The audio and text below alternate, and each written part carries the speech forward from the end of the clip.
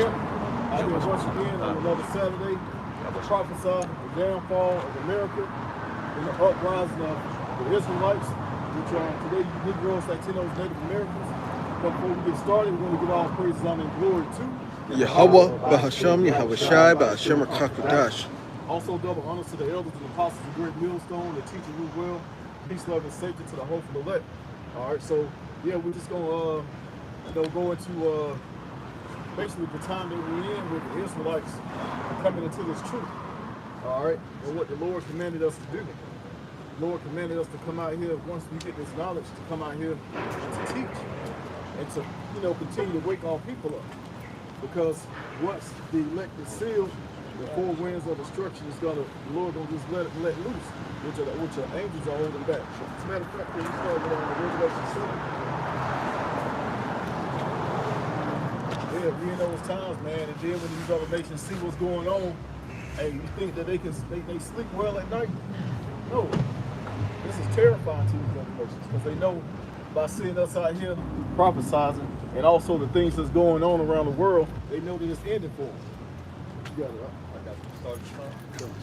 Revelation chapter 7 and verse 1. And after these things I saw four angels standing on the four corners of the earth, holding the four winds of the earth, that the wind should not blow on the earth, nor on the sea, nor on any tree. Yeah, and those four winds are talking about destruction.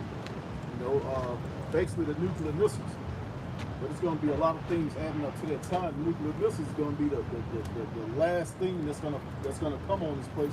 That's going to just pretty much end it all for this current world. All right, read that at the end again. It says that the wind should not blow on the earth, nor on the sea, nor on any tree. Yeah, the wind should not blow on the earth, nor the sea or any trees. All right, and that wind, like I said, it's nuclear missiles, and the angels holding back that destruction. There's been a lot of so-called UFO sightings. Some people actually seen light that looks like, beams, and they recorded it. I don't know how true those videos are, but if it is, it's an angel. That's the only thing it can do. They're literally on the planet putting in work right now. With everything that's going on, it can't just be a coincidence. These angels getting down on this place. All right, so once the Lord give them the go-ahead, hey, they're going to let loose. Oh, yeah. This is Jeremiah 51 and 1. 51 and 1. It says, Thus saith the Lord, Behold, I will raise up against Babylon and against them that dwell in the midst of them that rise up against me a destroying wind. Yep, destroying wind, like I said, it's the nuclear missiles. And the Lord owns those missiles. They say Russia got so many thousands, and all these millions of missiles on the earth. Those are the Lord's weapons, and He's gonna use them on Babylon the Great, which is a miracle. All right, go back to Revelation 7, verse 2. Go. Revelation 7 and 2. And I saw another angel ascending from the east, having the seal of the living God, and he cried with a loud voice to the four angels to whom it was given to hurt the earth and the sea, saying, Hurt not the earth, neither the sea, nor the trees. So we have sealed the servants of our God in their foreheads. Yeah, so we have sealed the servants of all power in their foreheads. All right. So, hey, Lord's willing, we the servants. We out here doing the work of Yahweh Shah, doing what He commanded us to do. All right. So when I say when that time comes, it's going to be known who those men are. It ain't gonna just be, he might be, one that might be 44 pounds. No, we're gonna know it. It's gonna be the physical appearance, a change that's gonna show who the men are. Certain powers, abilities, things that you can't even think of on this side. You need a garment? Oh, shit.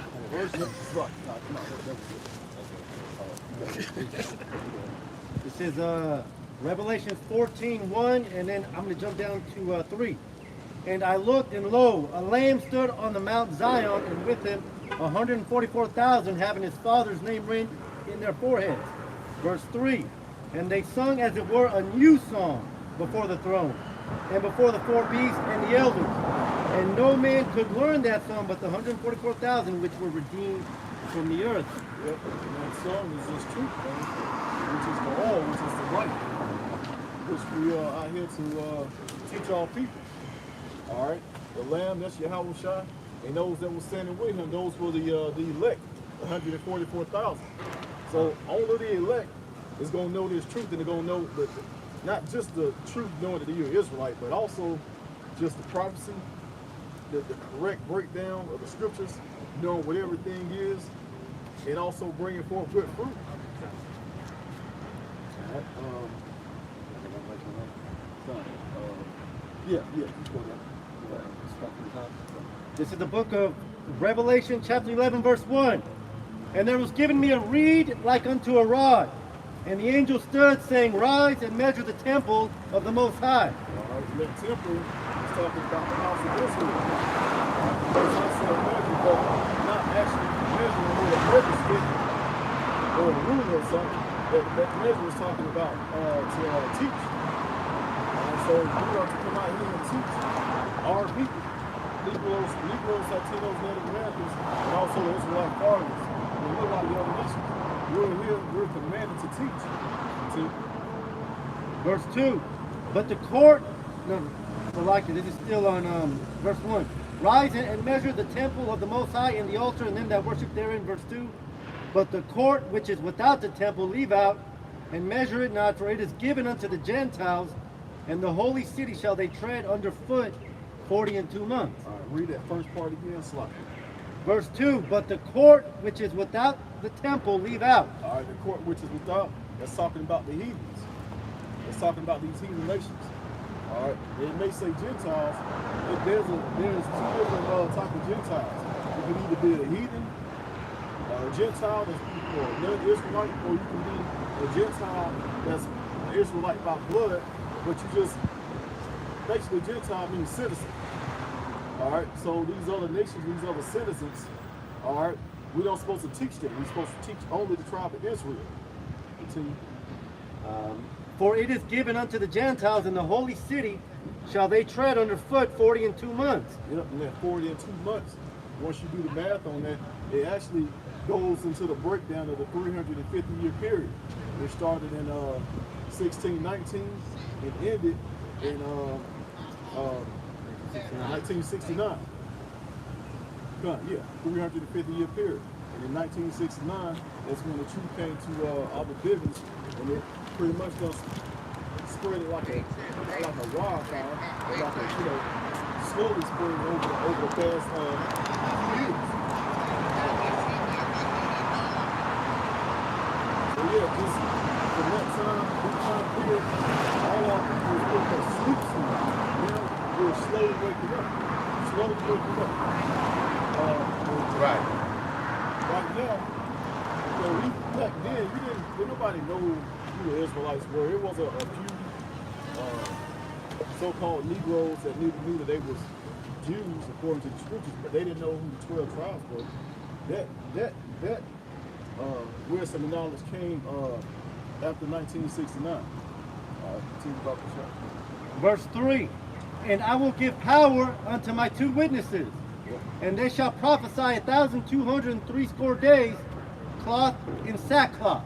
Yeah, and that's talking about the time of mourning that we was in from the time that we were first brought over here into slavery up until the time that we started getting this wisdom and knowledge.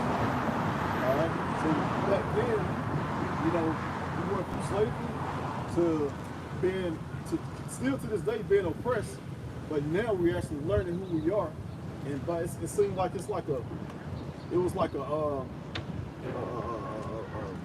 what they call it, the little measuring thing? A balance. Yeah. So now it's like, we went from being at the bottom, and right now we like right here with these Gentiles.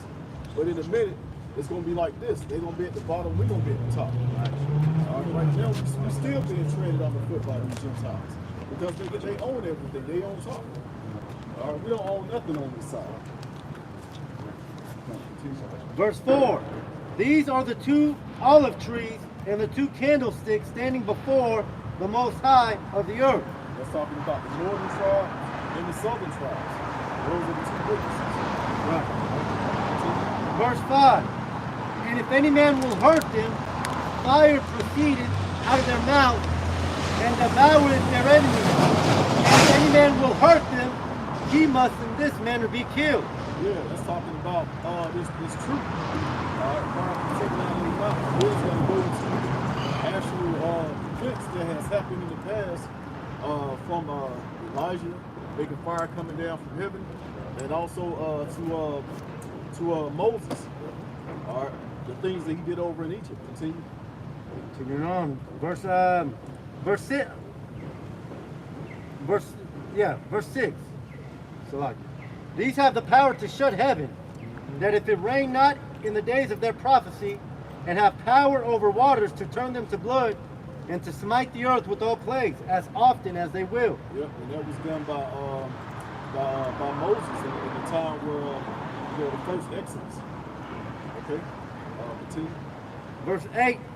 And their dead bodies shall lie in the street of the great city, which spiritually is called Sodom and Egypt. And this is talking about the new Egypt, which is America. And they're saying Sodom because what is this place really known for? If you think about what happened in Sodom, where all the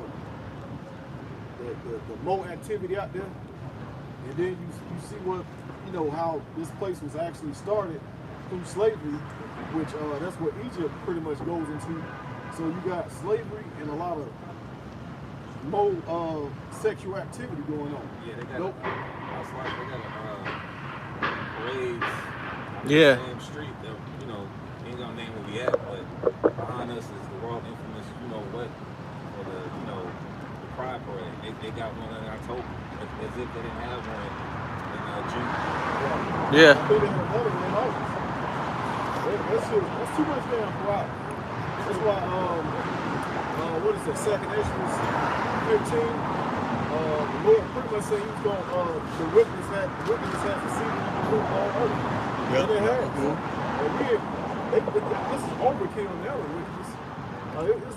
This shit, it's terrible out here, man. It's at the point you really don't even want to come outside your house, depending on where you live, because you're going to see a bunch of stuff that you don't want to see. You're going to pretty much see stuff out here, see, women that look like men and vice versa.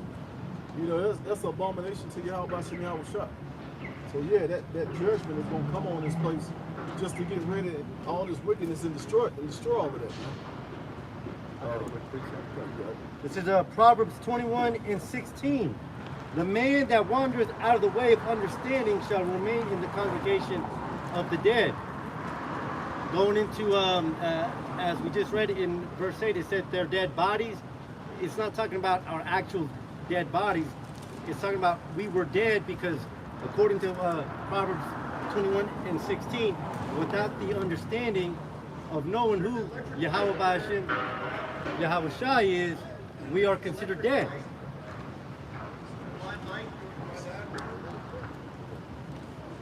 Right. Yeah, just like the brother was saying, yeah, we was dead because we didn't have this wisdom and knowledge. We didn't know who we were, and a lot of our people are still dead. And those dead bodies, it's not talking about literal bodies laying in the street. I mean, that's actually going to happen, but that's not what that's talking about. That's talking about us not knowing who we are, and we just out here in Babylon as fucking American citizens. People are African Americans. Everybody thinking that they, Negroes, Hispanic, Native American, Aztecs, and your history stops right there. Like, Issachar don't know who they were before Aztec. Right. They don't know that, it was actually Hebrew found over in that land because Esau came in and took all that away. Just to keep us asleep. All right, if that information was out on a large scale, and Esau is pretty much allowing us to see these things, all people wake up quicker, therefore his kingdom would end faster. Yeah. All right, so he's going to hide these things as much as he can, just to keep his kingdom going. You got Keep us asleep. you got to demonize the truth too. Right? Call us domestic teas and all that. And there's some other groups out here that call themselves Israelites. It's shown that Esau is paying them off good to spread lies. They getting worse and worse. You got something else? I got a quick precept on Judas 5. Okay, so this is just proving that even though our people don't know who they are, those wicked elites, they know who we are. Right. And their goal is to keep us dead. Here, this is Judas 5. This is Judas 5, verse 20. Now there, and just for some context, this was when they were going to go against the Israelites, and they were telling the king who we were. This is verse 20. Now therefore, my Lord and Governor, if there be any error against this people, and they sin against their power, let us consider that this shall be their ruin, and let us go up, and we shall overcome them. Verse 21. But if there be no iniquity in their nation, let my Lord now pass by, lest their power defend them, and their power before them, and we become a reproach before all the world. Showing you that these princes of the earth, they know who we are. That's why you don't never supposed to trust this devil. Alright, if he tell you that, oh no, your history actually goes back to this. It's like they came out with those ancestry kits that tell you that you 10% European and 20% Asian, and you as dark as this, man. 3% Cherokee Indian. Yeah, 3% Cherokee Indian, what you actually really are. And they'll probably say that you another 20% South African. I actually know a guy that believes in that bullshit, man. We way off. But yeah, that's Esau hiding our identity from us. All right. You got that. Ecclesiasticus chapter 12 and verse 10. Never trust thine enemy, for like as iron rusteth, so is his wickedness. Yeah, like an iron rusteth, so is his wickedness. All right. And when you see rust growing on iron, it don't just get a little spot and then stop. It just keeps spreading. So if you get Esau an inch, he gonna take a mile. All right, he's just gonna keep spreading his wickedness. If he can't be stopped, he's just gonna keep going. Got a quick preset for you. This is the book of Psalms 83 in verse 4, but in the NLT. It says, "Come, they say, let us wipe out Israel as a nation. We will destroy the very memory of its existence." Destroy the very memory that's exactly what happens to all people, man. Look at all people.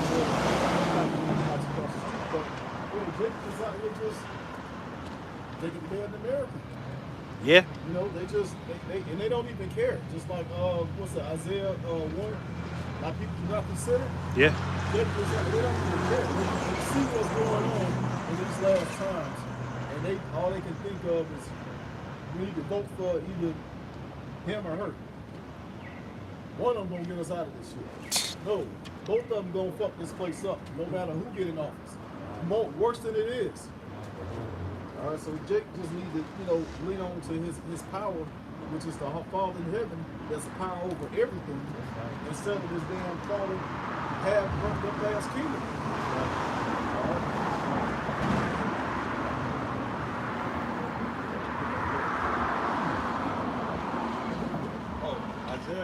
Isaiah chapter 31 and verse 1. Woe to them that go down to Egypt for help, and stay on horses and trust in chariots, because they are many, and in the horsemen, because they are very strong. But they look not unto the Holy One of Israel, neither seek the Lord. And what Esau gonna do when you go to him for help, he gonna try and throw you a little something just to show that he is trying to help you. He gonna try and do something just to show that, oh, I can be your friend, I'm not your enemy. The truth is, he's just doing that so you 30 and 1. We're looking for help. He trying to make it so we don't go to our Heavenly Father looking for the help and their salvation. going back to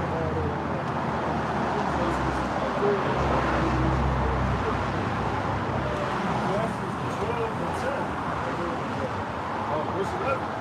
Though he humble himself and go crouching, yet take good heed and beware of him. Yeah, when they start trying to give you extra money, give you extra help, extra housing, you got to know that that's a setup. And the reason why, continue. And thou shalt be unto him as if thou hast wiped a looking glass, and thou shalt know that his rust hath not been altogether wiped away. Those of us that know how true this devil is, that know that he's the fucking devil, Yeah. we already know, no matter if you can see straight through that looking glass, you still gonna see that wickedness on this devil. You still gonna see his agenda. You still gonna see what he's trying to do. Yep. He's trying to push these smooth words and you know, cause you to go come to him. He wants to be your God. Yep. Right? That's exactly what he's done. He put himself to be the Most High. All right, don't go to your power. Come to me. I provide everything that you need. Which actually, that's part of the curses, going to all enemies for the need of all things. But Esau, Edom has made it where we can't do nothing without him. But real soon, we're gonna be able to do, Lord's willing, with those people. We're gonna be able to do everything and anything, while everybody else catching pure hell. The Lord's gonna be taking care of his elect. Verse 12. Set him not by thee, lest when he hath overthrown thee, he stand up in thy place. That's exactly what he did over here in America with Gad. Not only Gad, but the other Reuben, all the northern kingdom that was already over here, even down in South America. How you think everybody got comfortable? You know, how you think everybody speaks Spanish, Portuguese, English, French? Because we saw Edom, whichever land and whatever language you can speak, and they came to comfort you Israelites and force their language on you to make sure that you don't go back. Say you got some ancient writings that was hidden. He want to make sure you won't be able to read that. So he's going to force his language on you. And not only that, his culture. Keeping the commandments. Yep. Yeah, that's just how this devil is. He would come in, try and be your friend. It's like now that they got, niggas still celebrate Thanksgiving. And then come in and just damn near completely wipe you out and take over everything that you have. I got something right there for you. All right, this is the Monroe Doctrine is a foreign policy position of the United States that opposes European colonialism in the Western Hemisphere. It was announced by President James Monroe in his annual address to Congress on December 2nd, 1823. The doctrine's main points are: the U.S. will not tolerate further colonialization of puppet monarchs in the Western Hemisphere. The United States will not interfere in the political affairs of Europe.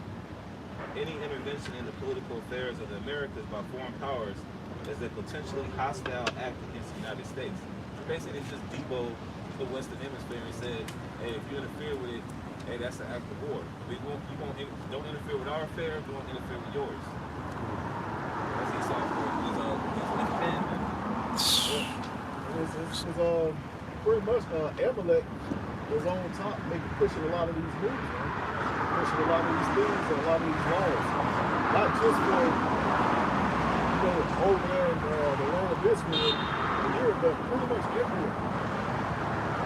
This devil is pushing all of this power and this control all over the planet.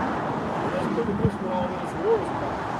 Money, oil, resources, and power. Yep. That's all it is.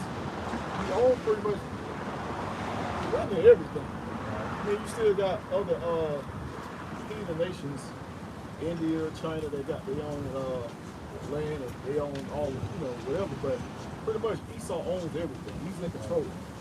But now, the power is falling. The power is falling, man. Yeah, I tell these These niggas. heathens like, hey, we got to get rid of this devil so we can be the next power. Little do they know that's not going to work either. Right. Yeah, some of them. I Okay. This is Isaiah chapter 30 and verse 1. Woe to the rebellious children, saith the Lord, that take counsel, but not of me, and that cover with a covering, but not of my spirit, and they may add sin to sin. Yep. And this devil will cause you to add sin to sin because you're going to him for help. All right. What happened with when they put women in power? You know, they gave women welfare, food stamps, and they had to kick the man out of the house. Section 8. Section 8, all of these things. And what did these women do when they kicked their man out of the house? They went committing adultery. Left their husband and just, you know, then you got damn 4 and 5 Bastard kids. children, which all of them got their own different dad. That was done by Esau Edom. So that's called that's just one example of what happened, you know, back then. But he's still doing it to this day. If you're a transformer or a motor, you know, you get extra benefits. I believe you get rental assistance.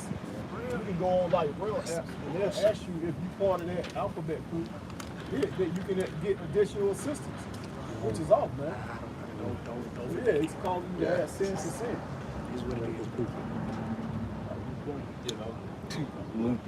This is Proverbs 23 and 7.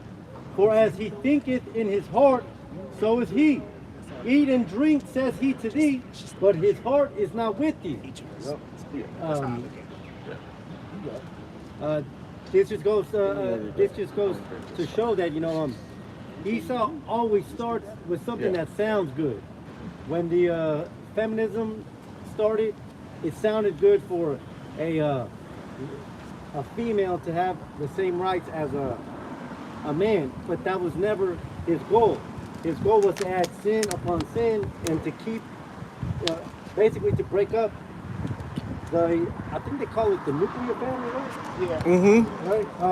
So it's just proving that point. But his heart is not with him. He did all these things for your destruction. That's right. Because if you had solid families where the children was, you know, had mother and father growing up, and you know, the family was just strong. You had the men teaching the boys, the women teaching the women. Everything was, you know, Esau destroyed them. Right. It's a handful of hard fight. You know, some of these people out here because you know, they're building those single family households. Single parent households. Right. So it's just hard on that one family. It's not married. It's more fun. Knowledge and wisdom is part of them is God because the man is out of the house, maybe the woman is out of the house. All right, so hey, it's time for us to get our shit together, pretty much. Right. Not saying go start a family, but lean on to your power.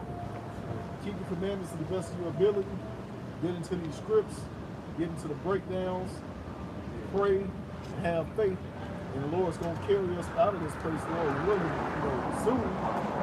He's gonna be protecting us through all of this danger and war and plagues and all these things that's going to be going on out here. And hey, next thing you know, man, we're going to be out of this place. So, hey, Lord's willing, you know, it can't happen soon enough. All right, so I'm going to go ahead and step down and let the next brother teach you.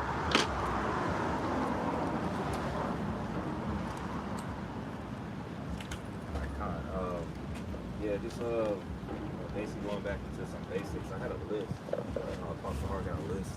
Got so I had 2 of them, but Come back and take this start off test. in I'll come over. Isaiah 8:20. Take it when you can, give it back to me. Isaiah chapter 8 and verse 20.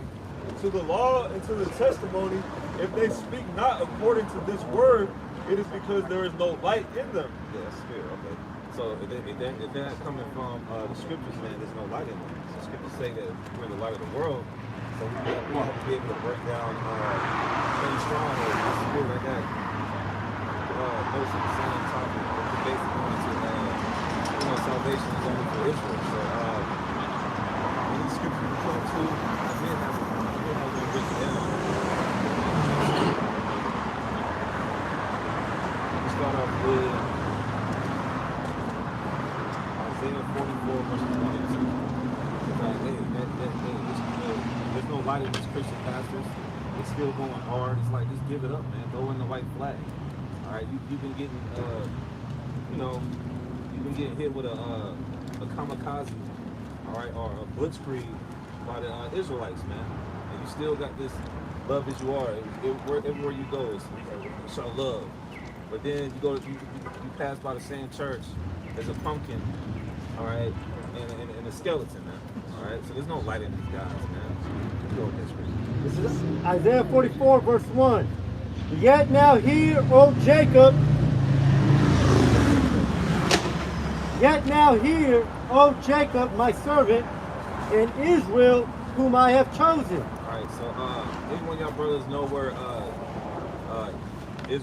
Jacob's name was changed to Israel? Genesis, like mid-30s. I can find it. I'll grab it. So. Yeah. Just when you find it, just bring it out. Okay. So his name is said. Read that one more time, bro. Isaiah 44, verse 1. Yet now hear, O Jacob, my servant. Jacob, my servant. Doesn't say the whole world. All right. They'll be like, oh yeah, it's the Old Testament. When you can go to Romans 15:4. Man, in fact, Romans 15:4.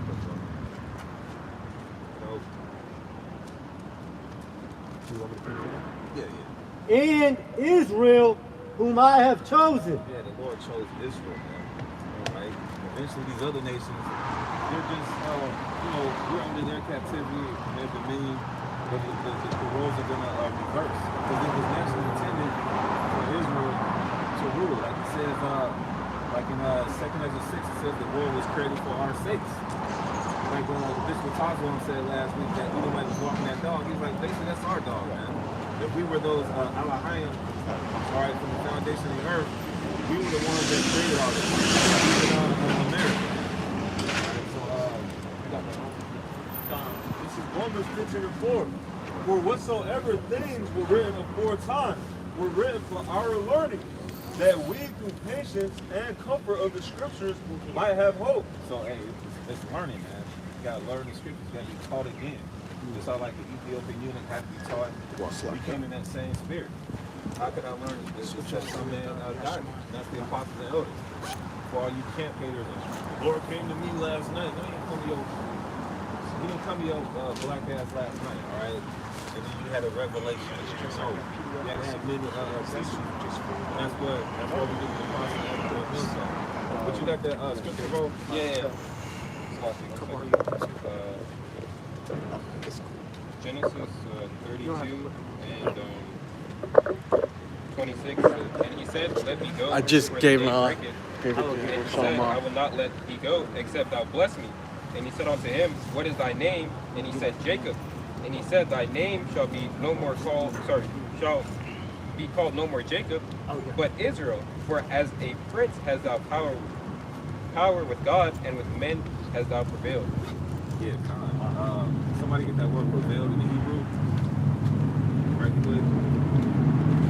That's Jacob. That's who salvation is only for.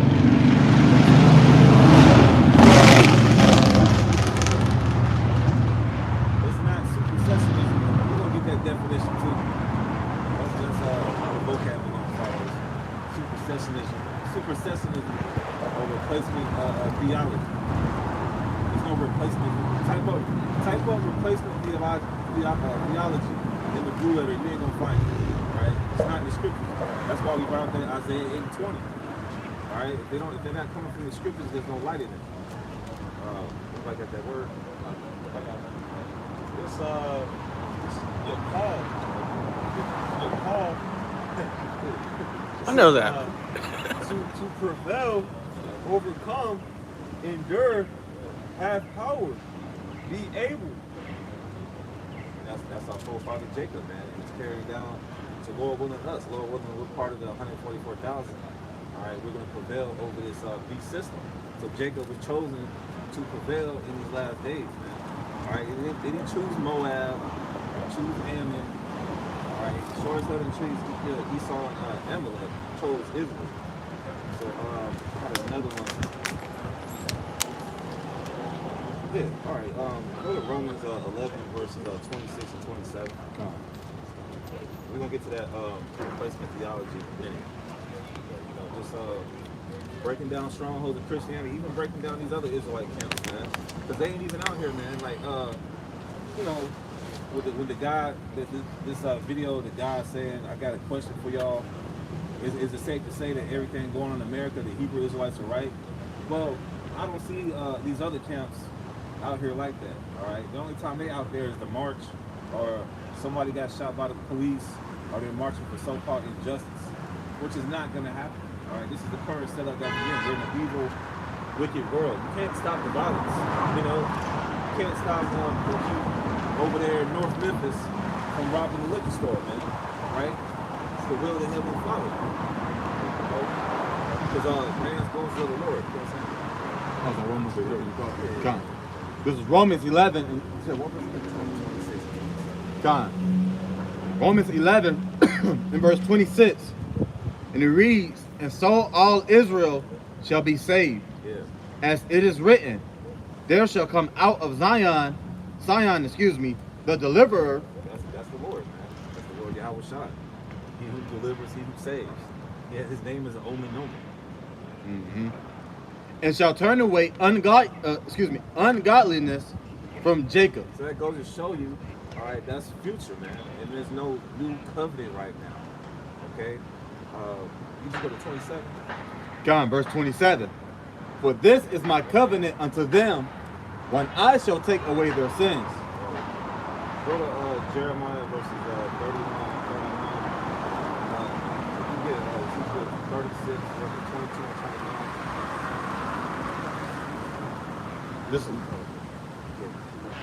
29. This is Jeremiah chapter 31 and verse 31.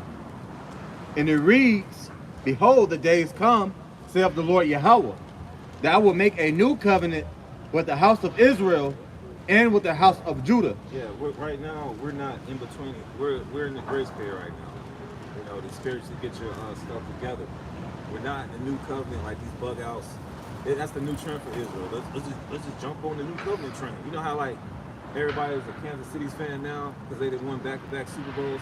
That's what you Israelites are doing with the doctrine. Let's jump on that, man. You know, that sounds good right now. Now you got General Bishop Grand Puba Nathaniel 7 of the IUIC on the new covenant. All right, teach him that. Jeremiah 31 and 31. Behold, the days come, saith the Lord Yahweh, that I will make a new covenant with the house of Israel and with the house of Judah, not according to the covenant that I made with their fathers in the day that I took them by the hand to bring them out of the land of Egypt, which my covenant they break. Yeah. So hey, going back to you know, when Moses, as they call it, the Mosaic law, all right, the 613 laws, statutes, commandments that they gave to Israel. All right, it's still for Israel. That's why we rehearse the righteous acts in this grace period. We still hold the Day of Atonement. We still hold the Feast of Tabernacles. We still hold the blowing of the trumpets. We still hold the Passover. You know, to the best of our ability. We still hold the Sabbath. That's a high holy day in itself. Right? So we're rehearsing the righteous acts. All right, as it says in Judges 5 and 11. All right, it's like you're practicing for like. You know, like a recital.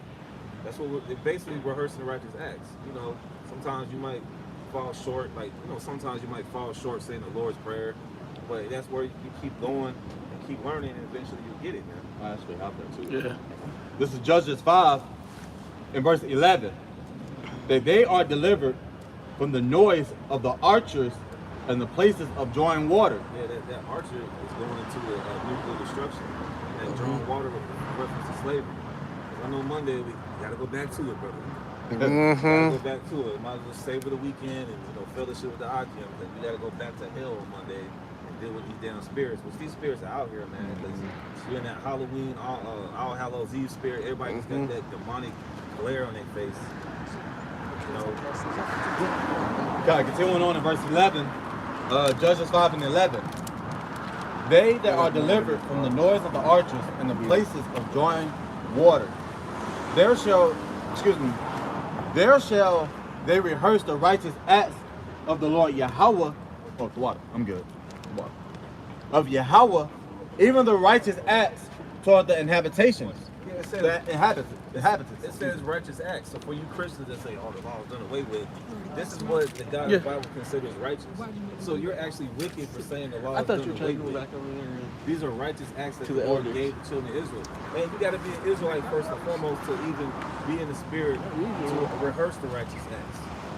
So for you plantation Christians, namely Edomites, yeah, I can see your reason that the law is done away with because they ain't for you in the first place. All right, but then you didn't duke us. You know, you watch Good by Uncle Tom. That's where you get the inception of the plantation Christianity churches. Man. You was getting your ass beat 6 days after week. Now you jumping and doing backflips with Jesus in the church. That's where they get that concept from in that movie Good by Uncle Tom. But yes, more on that. Con, I got some on that Jeremiah 31. Yeah. Okay, Con, going back to Jeremiah 31 in verse 32. Not according to the covenant that I made with their fathers in the day that I took them by the hand to bring them out of the land of Egypt, which my covenant they break, although I was a husband unto them, saith the Lord Yahweh. Yeah, you can read Ezekiel the 16th chapter. It's a pretty lengthy chapter, but it goes into how basically, you know, the Lord decked us out. And now, due to our disobedience, we're basically at the bottom. You know, you can read, I think it's like 64 verses or something of that nature. But it's a heavy chapter that goes into, he's at the top. You know, like that movie Casino, Sam Rostin. Sam Rostin had Ginger. He gave her like $1 million worth of jewelry, and they had to go to the bank to get the jewelry, and she had everything. But what? She still was in love with that gambling junkie, man. All right, that's like Israel. The Lord gave us everything. He gave us the law, statutes, commandments. He gave us Yahweh Shai. He gave us King David, Solomon, Hezekiah, King Asa, so on and so forth. He gave us a goodly heritage, as it says, but we played the harlot. That's why we over here got to clock in to work on Monday. Or some brothers got to clock in today. You know what I'm saying? Depending on how your slavery is.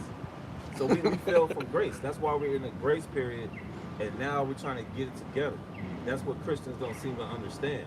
They just think that God loves everybody, and as long as you love Jesus, they don't work like that, man. You know, because we're still going to be stuck here for another 400 or 500 years, which we're not. But you get the concept. You keep believing in these false gods, the Lord's going to push back that delivery date. All right, as far as our captivity, the Lord got a certain date for it. I'm just saying, like, our people. That's why the Lord only has an elect. Because just like the last Egypt, ain't everybody coming on this ride this time, man. The Lord went us on that ride. But, that's some more. Yeah, Con. Continuing on, Jeremiah 31, now we're at verse 33. But this shall be the covenant that I will make with the house of Israel after those days, saith the Lord Yahweh. I will put my law in their inward parts and write it in their hearts, and will be their power, and they shall be my people. And they shall teach no more every man his neighbor, and every man his brother, saying, Know the Lord, Yahweh Bahashim Yahweh Shai. For they shall all know me, from the least of them unto the greatest of them, saith the Lord Yahweh. For I will give their iniquity, for I will forgive their iniquity, and I will remember their sin no more. Yeah, so that's a cut to New Covenant junkies, man. All right? We're actually out here on October 12th, 2024, telling our neighbors, your neighbor, all right, is the Israelite, all right? To wake out of that sleep, wake out of that catatonic state of sleep. Our people suffer from a condition called catalonia, which maybe we can get that, but you know, basically our people, that's what we out here teaching. So these New Testament, New Covenant junkies, you don't see them no more. Because they say, oh yeah, you know, the New Testament, New Covenant, and then all of a sudden, boom, they're not on the highways and byways like the Mississippi Maniac. All right, and his sidekick, Bubba Gump, all right? They're not out there no more teaching, all Right? As soon as somebody starts saying new covenant this, new covenant that, they start oozing somewhere on the street corner. Right? So the fact that we're still out here teaching, and the fact that we were rehearsing the righteous acts, because hey, the Lord will put a new spirit into us. All right, in the coming days. So you done with that? Yeah, that's it. Look one I had Ezekiel 36. Start at verse 22. Ezekiel 36, verse 22. Therefore say unto the house of Israel, thus saith the Most High Yahweh, I do not this for your sake, O house of Israel, but for mine holy name's sake. Yeah, because hey, the Lord don't need us, man. He needs us. All right, he's glorifying Israel. He's setting Israel up in these coming last days. The fact that he set the prophets, the service of prophets up, is for his name's sake. Like it says, hey, it says in Numbers 23 and 19, the Most High is not a man that he shall lie.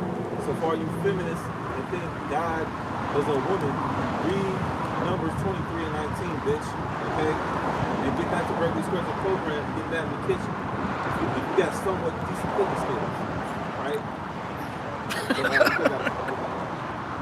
Ezekiel 36, 22 from the top. Therefore, say unto the house of Israel, thus saith the Most High Yahweh, I do not this for your sakes, O house of Israel, but for mine holy name's sake, which you have profaned among the heathen, whither ye went. Yeah, we're not in the new covenant right now, man. All right, because our people are still profaning the name of the Lord among the heathen. Still going to church tomorrow, the Ecclesia, the Kingdom Hall, Jehovah's Witnesses, the mosque.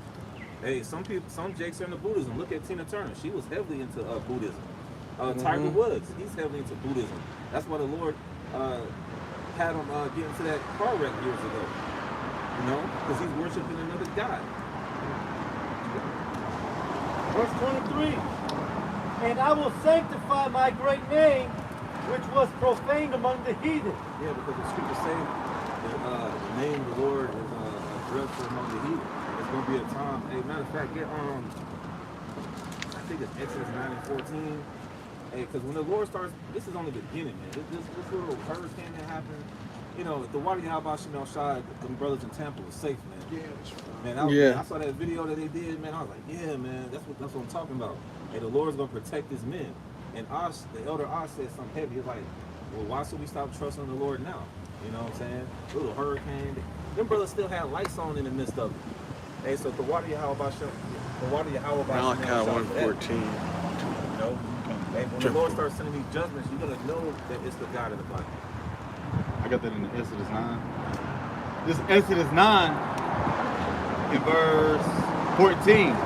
For I will at this time send all my plagues upon thine heart, and upon thy servants, and upon thy people, that thou mayest know that there is none like me in all the earth. Yeah, that's going to Yahweh Bahashim El Shai. Alright, it's not Jesus, because Jesus means birthday. Alright, Jesus ain't doing a damn thing but setting you back. Alright, so everybody's going to know it's the God of the Bible, it's the God of the Israelites. Alright, they don't know that right now. Alright, but when the Lord put that pressure on them, then they're going to, oh man, it's the God of the Bible. They're going to be in that spirit of Nebuchadnezzar.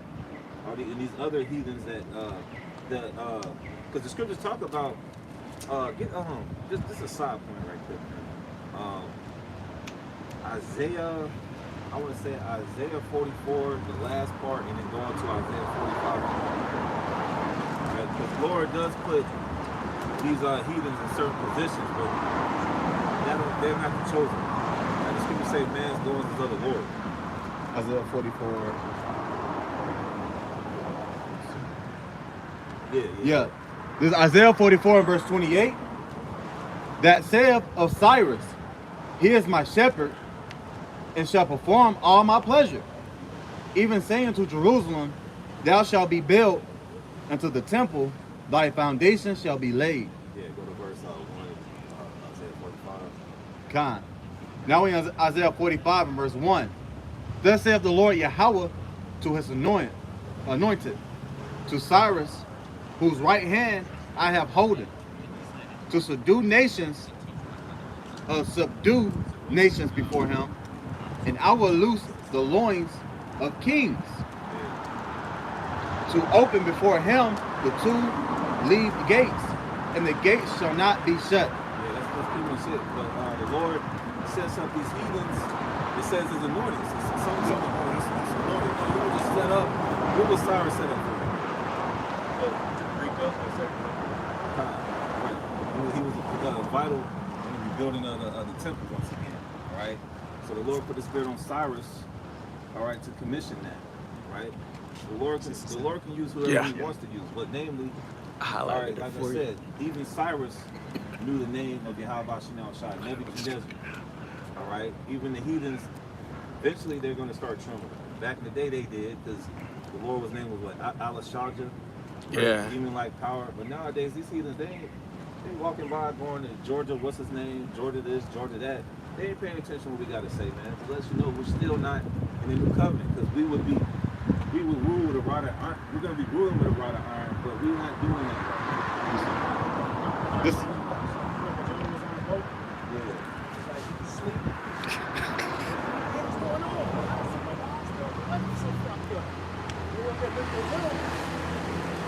Who are you? How are you, sir? He said, oh, shit. Try to get him off the boat, man. It just goes to show, like you said, you know, these heathens are going to go back to fear the Lord. And right now, they're quiet. These damn fucking gooks and these fucking dirty ass Elamites, these niggas don't fear us, man. Right. In the ancient times, they feared the prophets, man. Right. You know, they really fear. Even our own people feared the prophets. That's why this prophet come to town and be like, if you're good or evil. Yeah. These people ain't got no fear of the Lord, man. So, like you said, the Lord's throw another fucking hurricane and jack up Florida again. You don't know. this is a precept from Maya. Psalm 75 and verse 6. For promotion cometh neither from the east, nor from the west, nor from the south. But the Most High is the judge. He putteth down one and set up another. Yeah, you got this Expedia commercial that says, just like empires, prices rise and they fall. So they even know that empires rise and fall. How much more, you know, Babylon the Great, man. You know, like the Lord, he's an omnipotent power. He can do whatever he wants to do. So he can set up, he can have Cyrus in a position. He can humble Nebuchadnezzar like he did. All right? He's showing his power. And he's to be feared, man. Right? So that's why we out here telling our people we're not in a second covenant yet. Victor, I'll just give it to Romans 9:17. For the scripture says unto Pharaoh, even for this same purpose have I raised thee up, that I might show my power in thee, and that my name might be declared throughout all the earth. Just as how the brother was saying, the Most High sets up kings, and he also tears them down. Pharaoh was built up, and then at that time, nobody thought that Egypt was going to fall. And now, being in the modern day, Egypt is the same. It's the same thought process. But the Most High has raised up America so that His name could be glorified. Yeah. Like, Get that one. That's and then going into how these nations used to fear us. This is 2 Samuel 8. I'm going to read it in the NLT. David also conquered the land of Moab. He made the people lie down on the ground in a row, and he measured them off in groups with the length of rope. He measured off 2 groups to be executed for everyone. He measured off 2 groups to be executed for every one group to be spared. So it's just going to show you how these heathens at one point were under our subjection, and soon that day is coming once again. Yeah, David's reign, Solomon's reign is basically a preview of what's going to happen to us. You know, having dominionship over the heathen, we're going to get the tributes. We're going to get the city paid with gold. All right, we're going to get all that and then some. Right. But right now we got to teach because we're not in the new covenant, right? Oh, I had something for you since you mentioned the covenant again. This is Hebrews chapter 8 and verse 6. But now hath he obtained a more excellent ministry, by how much also he is the mediator of a better covenant. Which that mediator is, do brothers know who that mediator is? For the new covenant? For Israel, basically. Yep. It says of a better covenant, which was established upon better promises. For if that first covenant had been faultless, then should no place have been sought for the second. For finding fault with them, he said, behold, the days come, saith the Lord, when I will make a new covenant with the house of Israel and with the house of Judah, not according to the covenant that I made with their fathers in the day that I took them and led them out of the land of Egypt. So he's saying it again, but in a different chapter. It's reiterated in the New Testament. Yeah. Christians say the New Testament done away with. So it's saying that he's going to make a covenant with Israel in the New Testament. Oh, the Lord is the same yesterday, today, and forever. What's that, Hebrews 13 and 8? Yep. Yeah. Matter of fact, I can come back to this 8. This is Hebrews 13 and verse 8. Yahweh Shah Mashiach, the same yesterday and today and forever. So that's why the old covenant, or the old covenant and the things in the Old Testament and the things in the New Testament, it kind of corresponds with one another. Yeah. It's just true. You know, don't do this, and it's going to reiterate it again in the New Testament. You know what I'm saying? Now, going back to Hebrews chapter 8,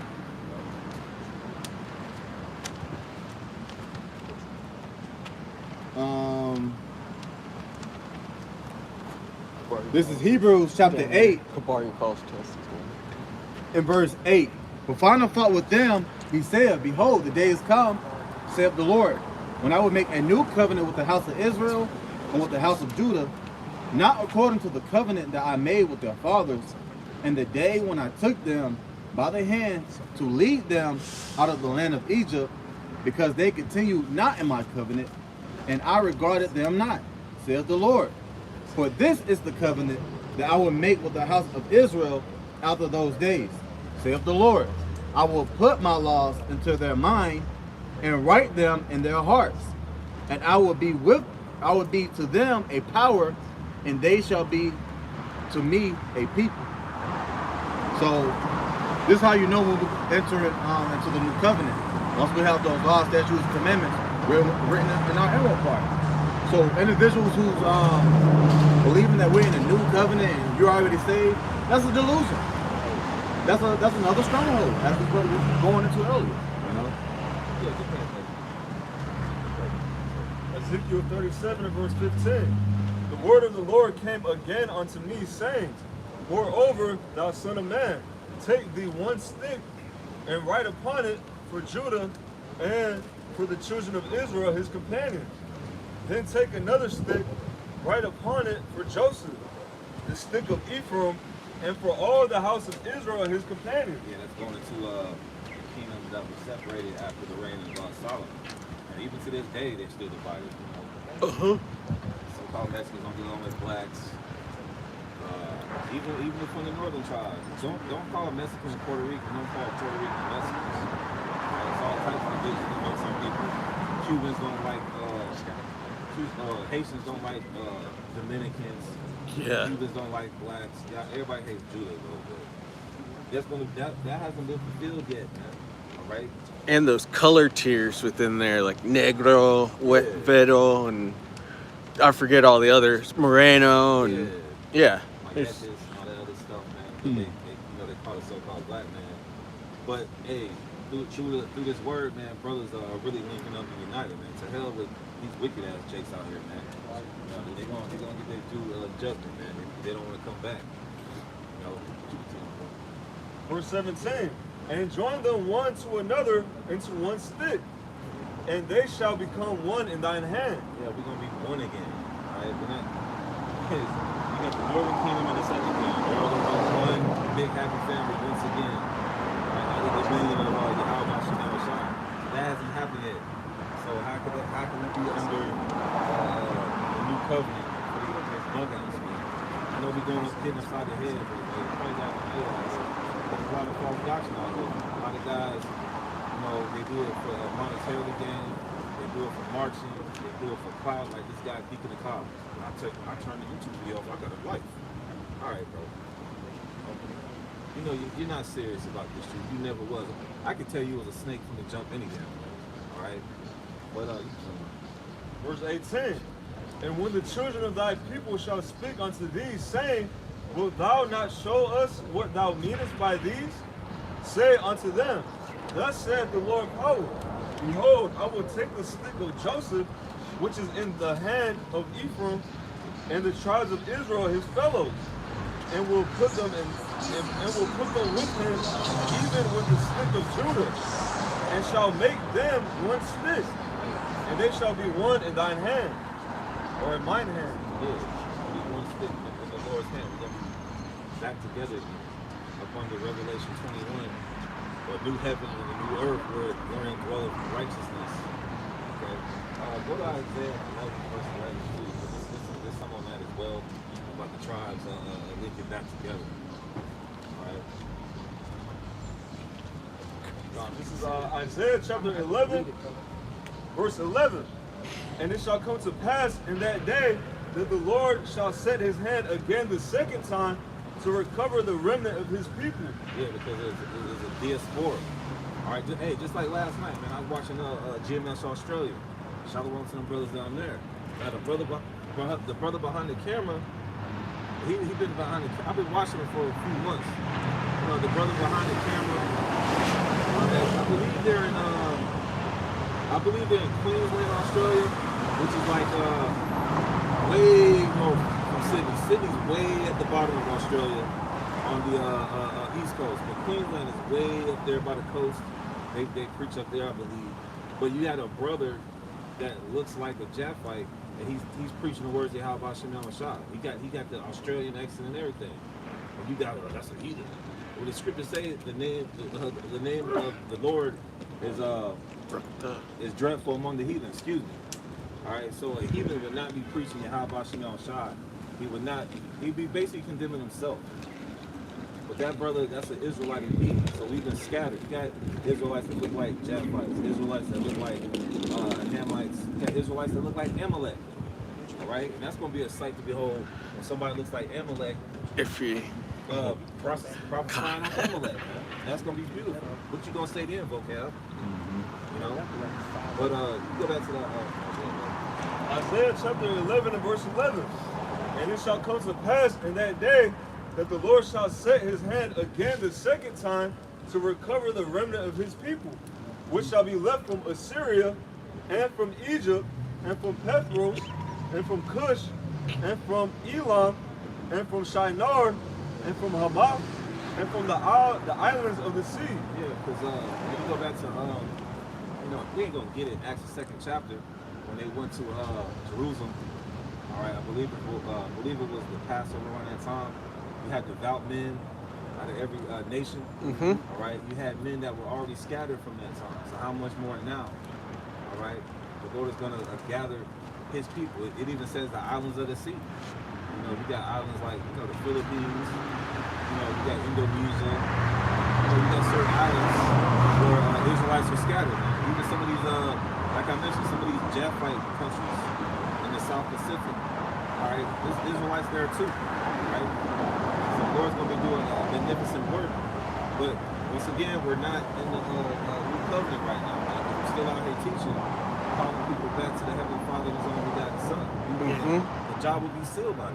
Right. We're still out here correcting other camps. Yeah, the fact that we still correcting other camps and wacky tacky Christians, it goes to show you we're not in that time yet, man. Yeah. Right? But we're coming into that time, but we're not there yet. There's no real unity like these other camps try to do. They try to have that unity camp, but then all y'all teach different about the mark of the beast. Yeah. How the fuck we in the new covenant, but y'all can't even come to an agreement about the mark of the beast?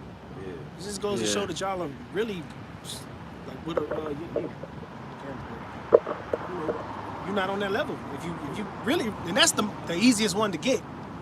Microchip or the mark of the beast is really the easiest sign of the heavens. You know what I'm saying? The times that we're in, because it's so plain. Like that's how you know we ain't in. We ain't. Look, man, we still fucking legs hurt. Yeah. Still got headaches and shit.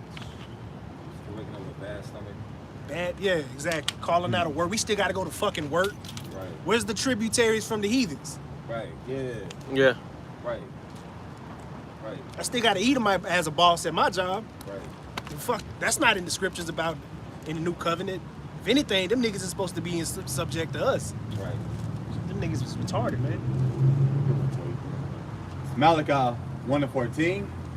Accursed be the deceiver, which hath in his flock a male invower, and sacrificeth unto the Lord a corrupt thing. For I am a great king, saith the Lord Yahweh of hosts, and my name is dreadful among the heathen. Just to back up your point. Alright, so we go to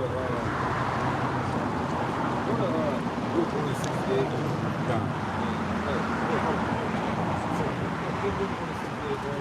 Did you get like I said, I was gonna go into the replacement theology. Just look up replacement theology or supersessionism and Wikipedia. It's about a paragraph. This is what our people are into right now. Supersessionism or replacement theology. Replacement theology. Con, I got to pull it up whenever you're ready for it. Yeah, you're ready. Okay, Con. This is replacement theology, known as supersessionism. I said that right? Okay.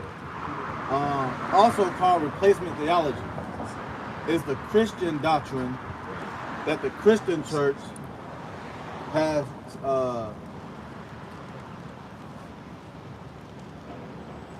surpassed the Jewish people. But not, you gotta take a knee for the bones. Not the Ish people, it's the Israelites. Yeah, they try to twist it up. And, yeah. That's basically what Vocab Malone was doing. Basically, yeah. That's his MO. The Christian doctrine that the Christian church has surpassed the Jewish people, assuming their role as the Most High's covenanted people. And what, hey, yeah, the brother get Isaiah 8:20 once again, man. Con. You know, because basically that's where you get your sects of Christianity. You know, Jehovah's Witnesses, Baptists, Pentecostal, they all believe the same thing. It's funny that we're supposed to go up here to Trump country. All right, over here where these Edomites are at. There's a church literally on every corner. And you go down this street church, that street church. What is the difference between your churches? Don't you believe in Jesus and all people can be saved? You can do the same thing. Why don't y'all just have one big mega church? Yeah. But it's all a business and a scam. All right, come out of jail, be a pastor, and come out your first year probably making $500,000 to $1 million. You got the right speech, you got the right look, you got the right suit. Hey man, that's a hustle, man.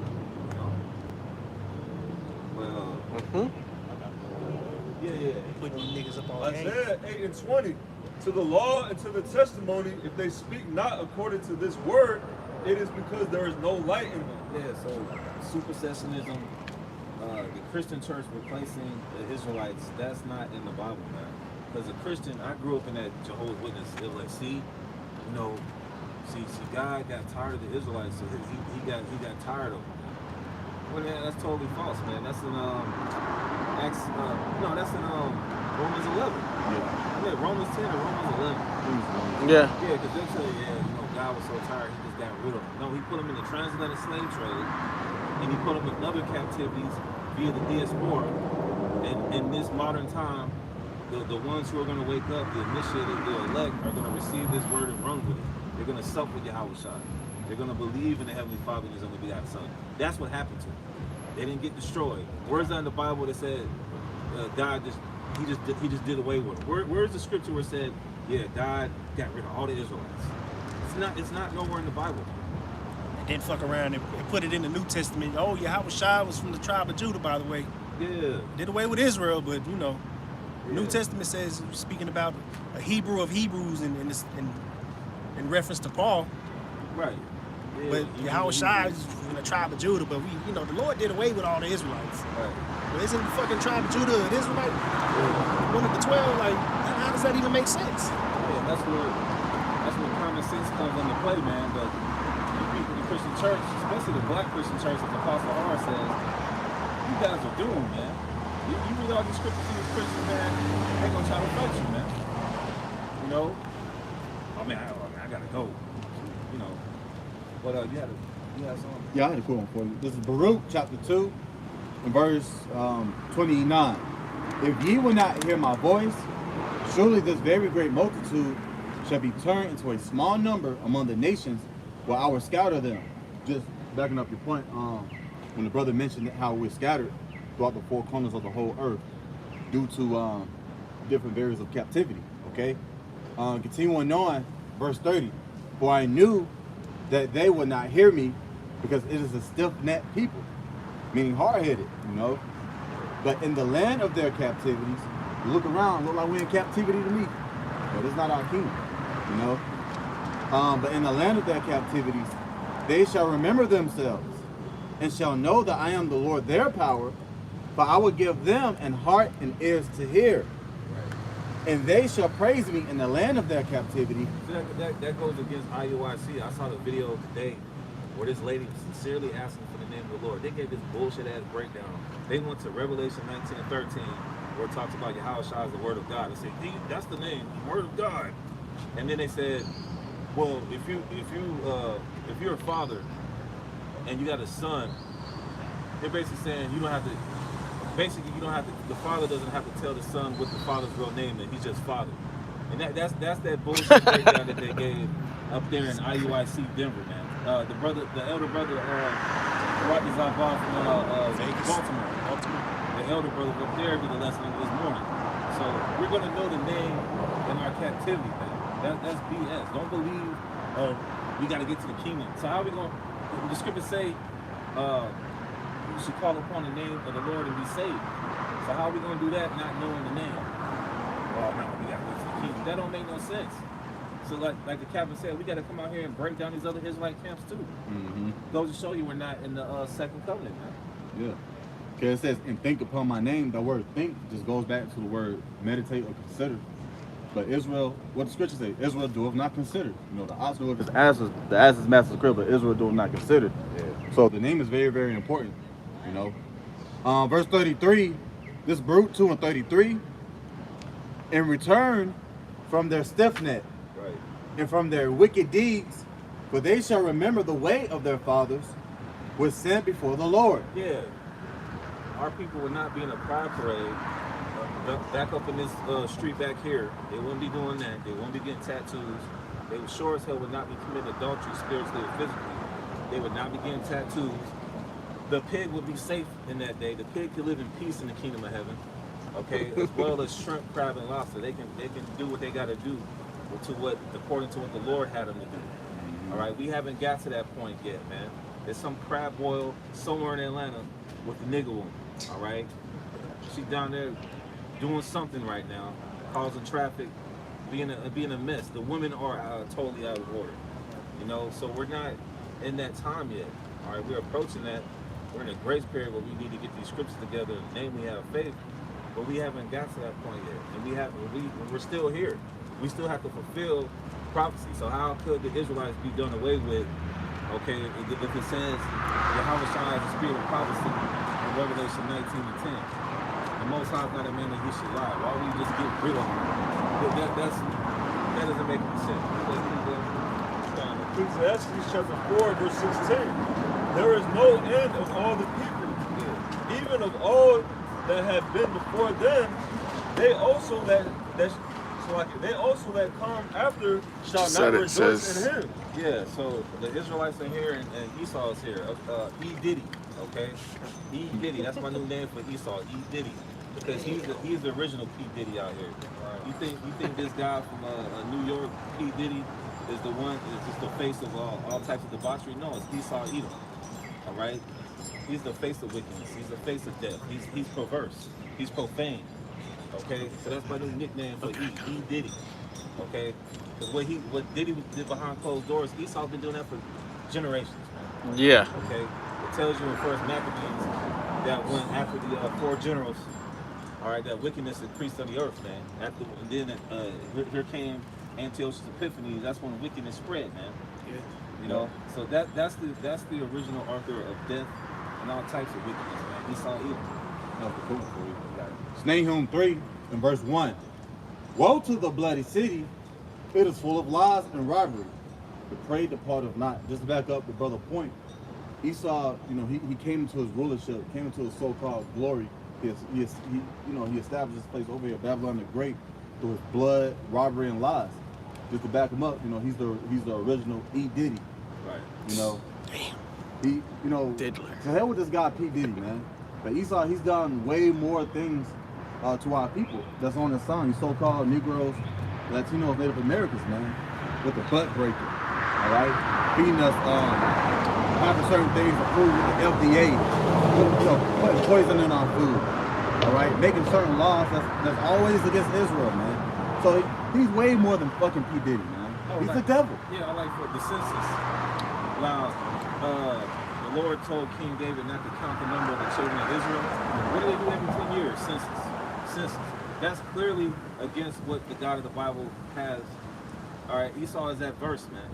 So you got to appreciate. Yeah. Well, I'm about Profane. to, close it on now. But just breaking down the strongholds, supersessionism. Israel's still here to fulfill prophecy. We're not in the second covenant. All right, yet. All right, we got to wait for that. We got to wait for the mark of the beast to be implemented, which that's coming soon. We got to wait for World War III. We got to wait for these proxy wars to turn into real wars. We're not even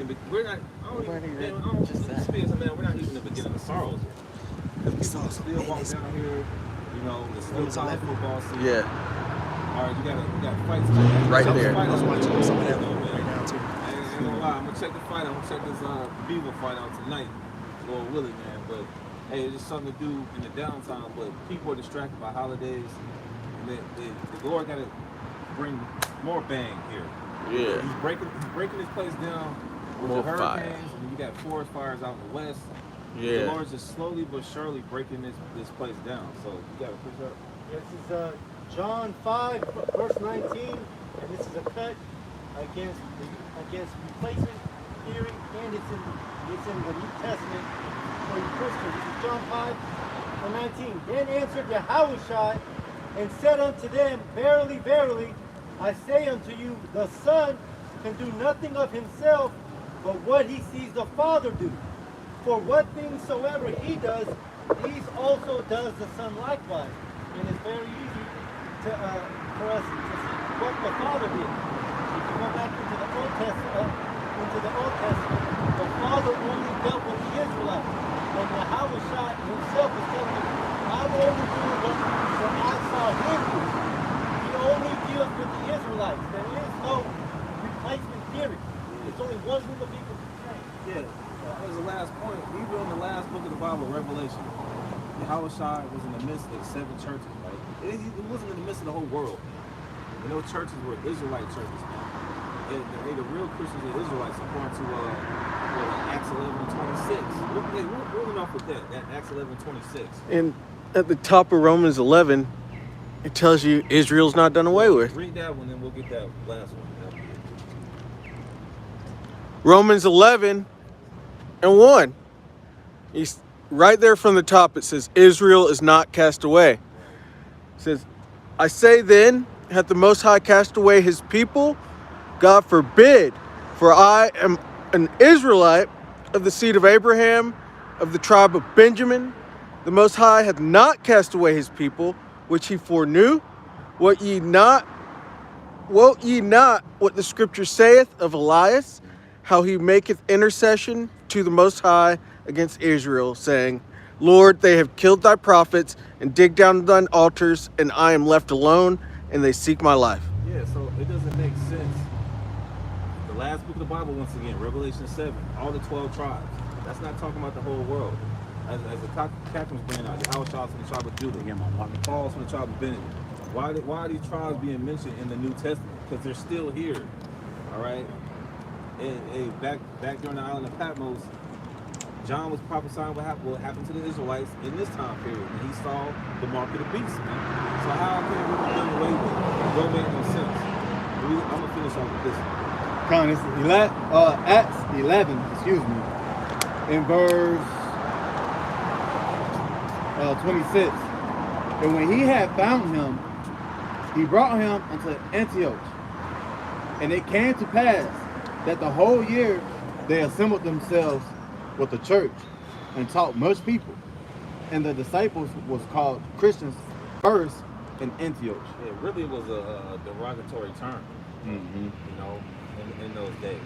But now you got people calling themselves Christians, which Apostle Lahar says the Christians, these fake Christians are antichrist, and they are. They're anointed.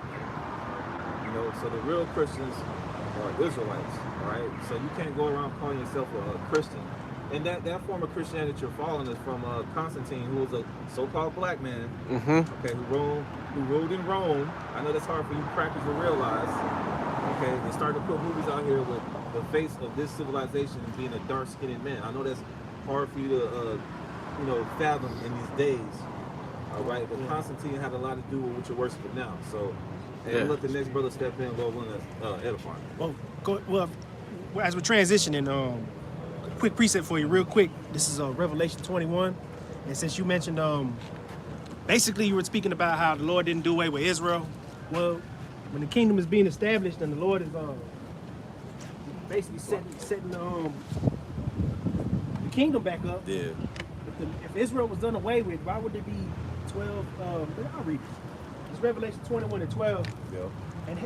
And had a wall great and high, and had 12 gates, and at the gates 12 angels, and the names written thereon, which are the names of the 12 tribes of the children of Israel. So if the Lord did away with Israel, why in the future prophecy of the kingdom of God was the 12 gates?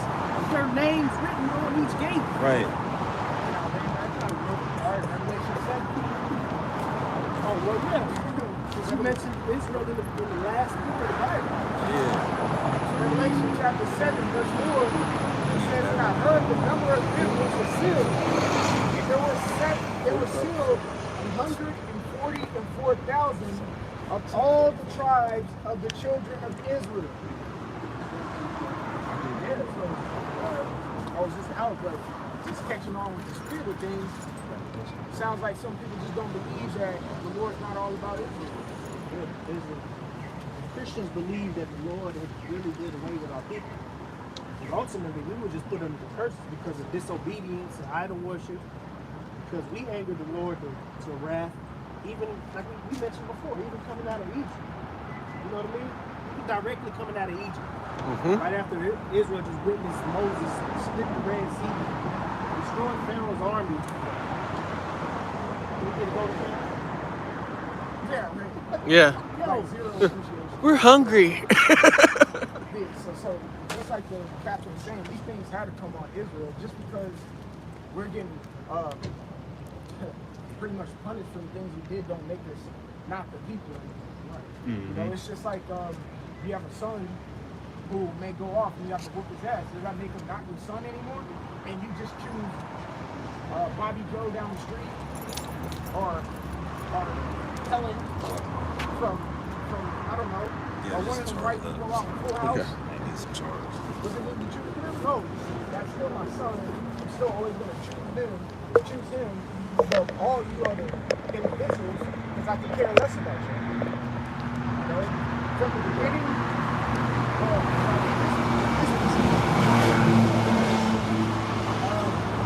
this is Revelation chapter 1, verse 8. It says, I am Alpha and Omega, the beginning and the end, saith the Lord.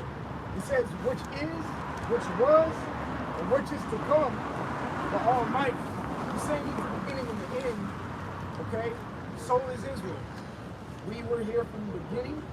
The book was established in the book of Genesis, establishing the foundation of the subject matter of the entire book, and it ended off with who he was dealing with at the very end, where we just read in the plethora of scripts or verses in the book of Revelation, Israel.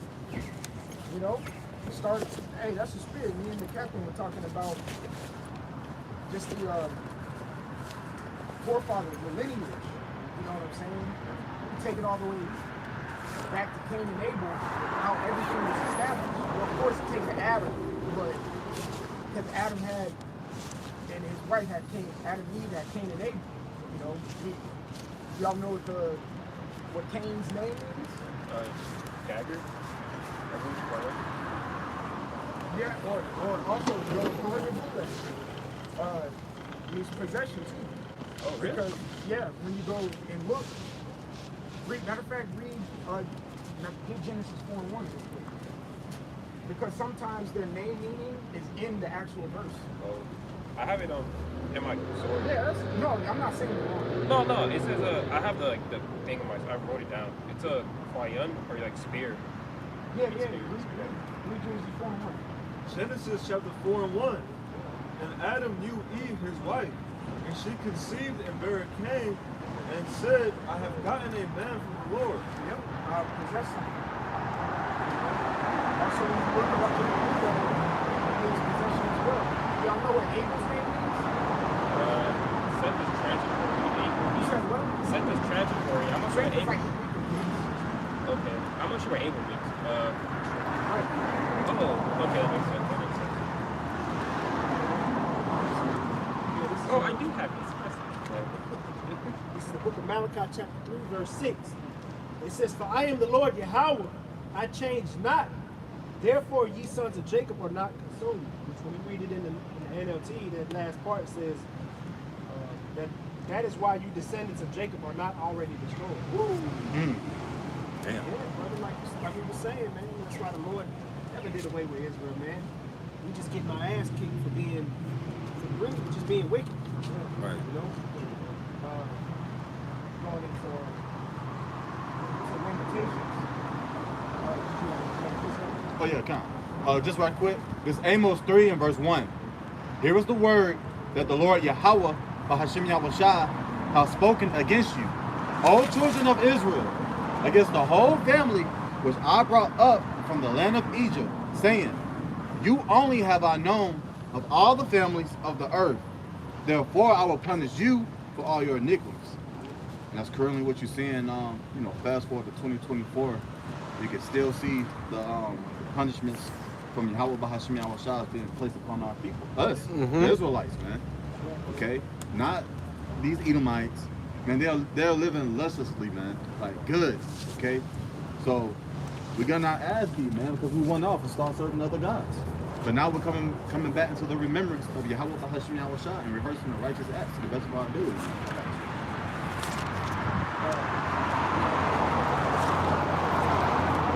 This is Micah chapter 2, verse 4. It says, In that day shall one take up the parable against you. It says,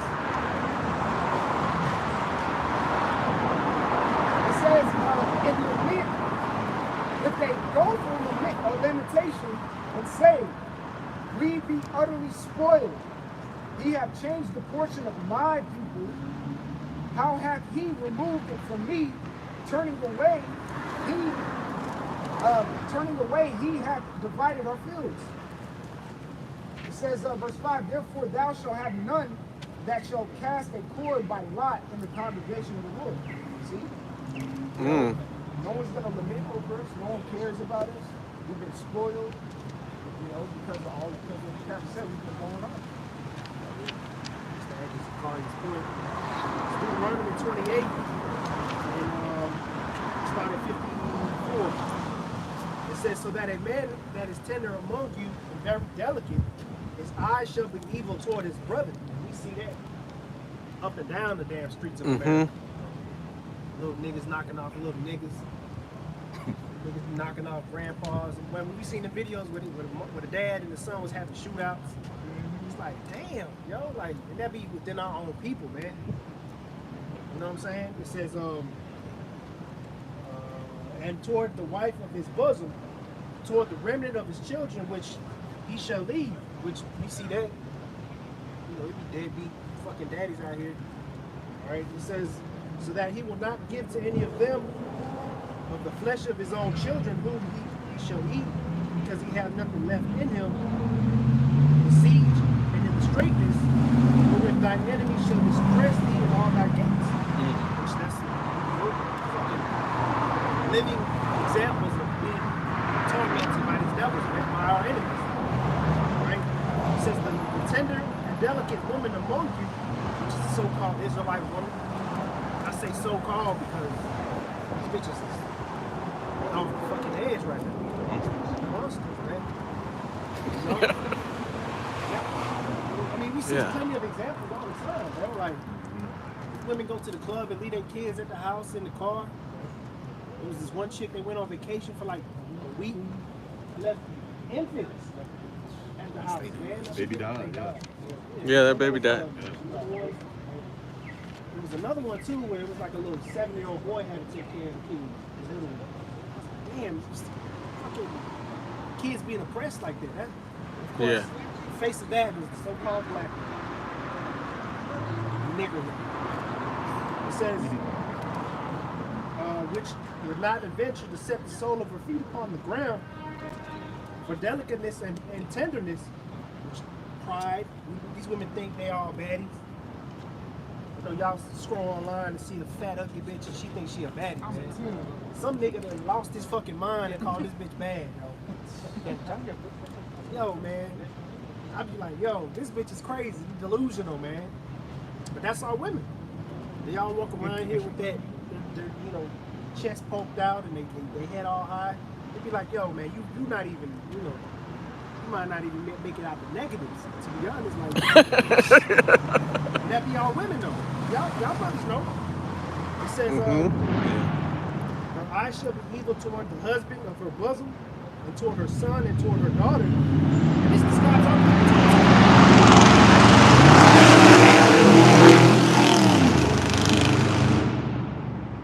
Pick up the truck and the Jeep racing.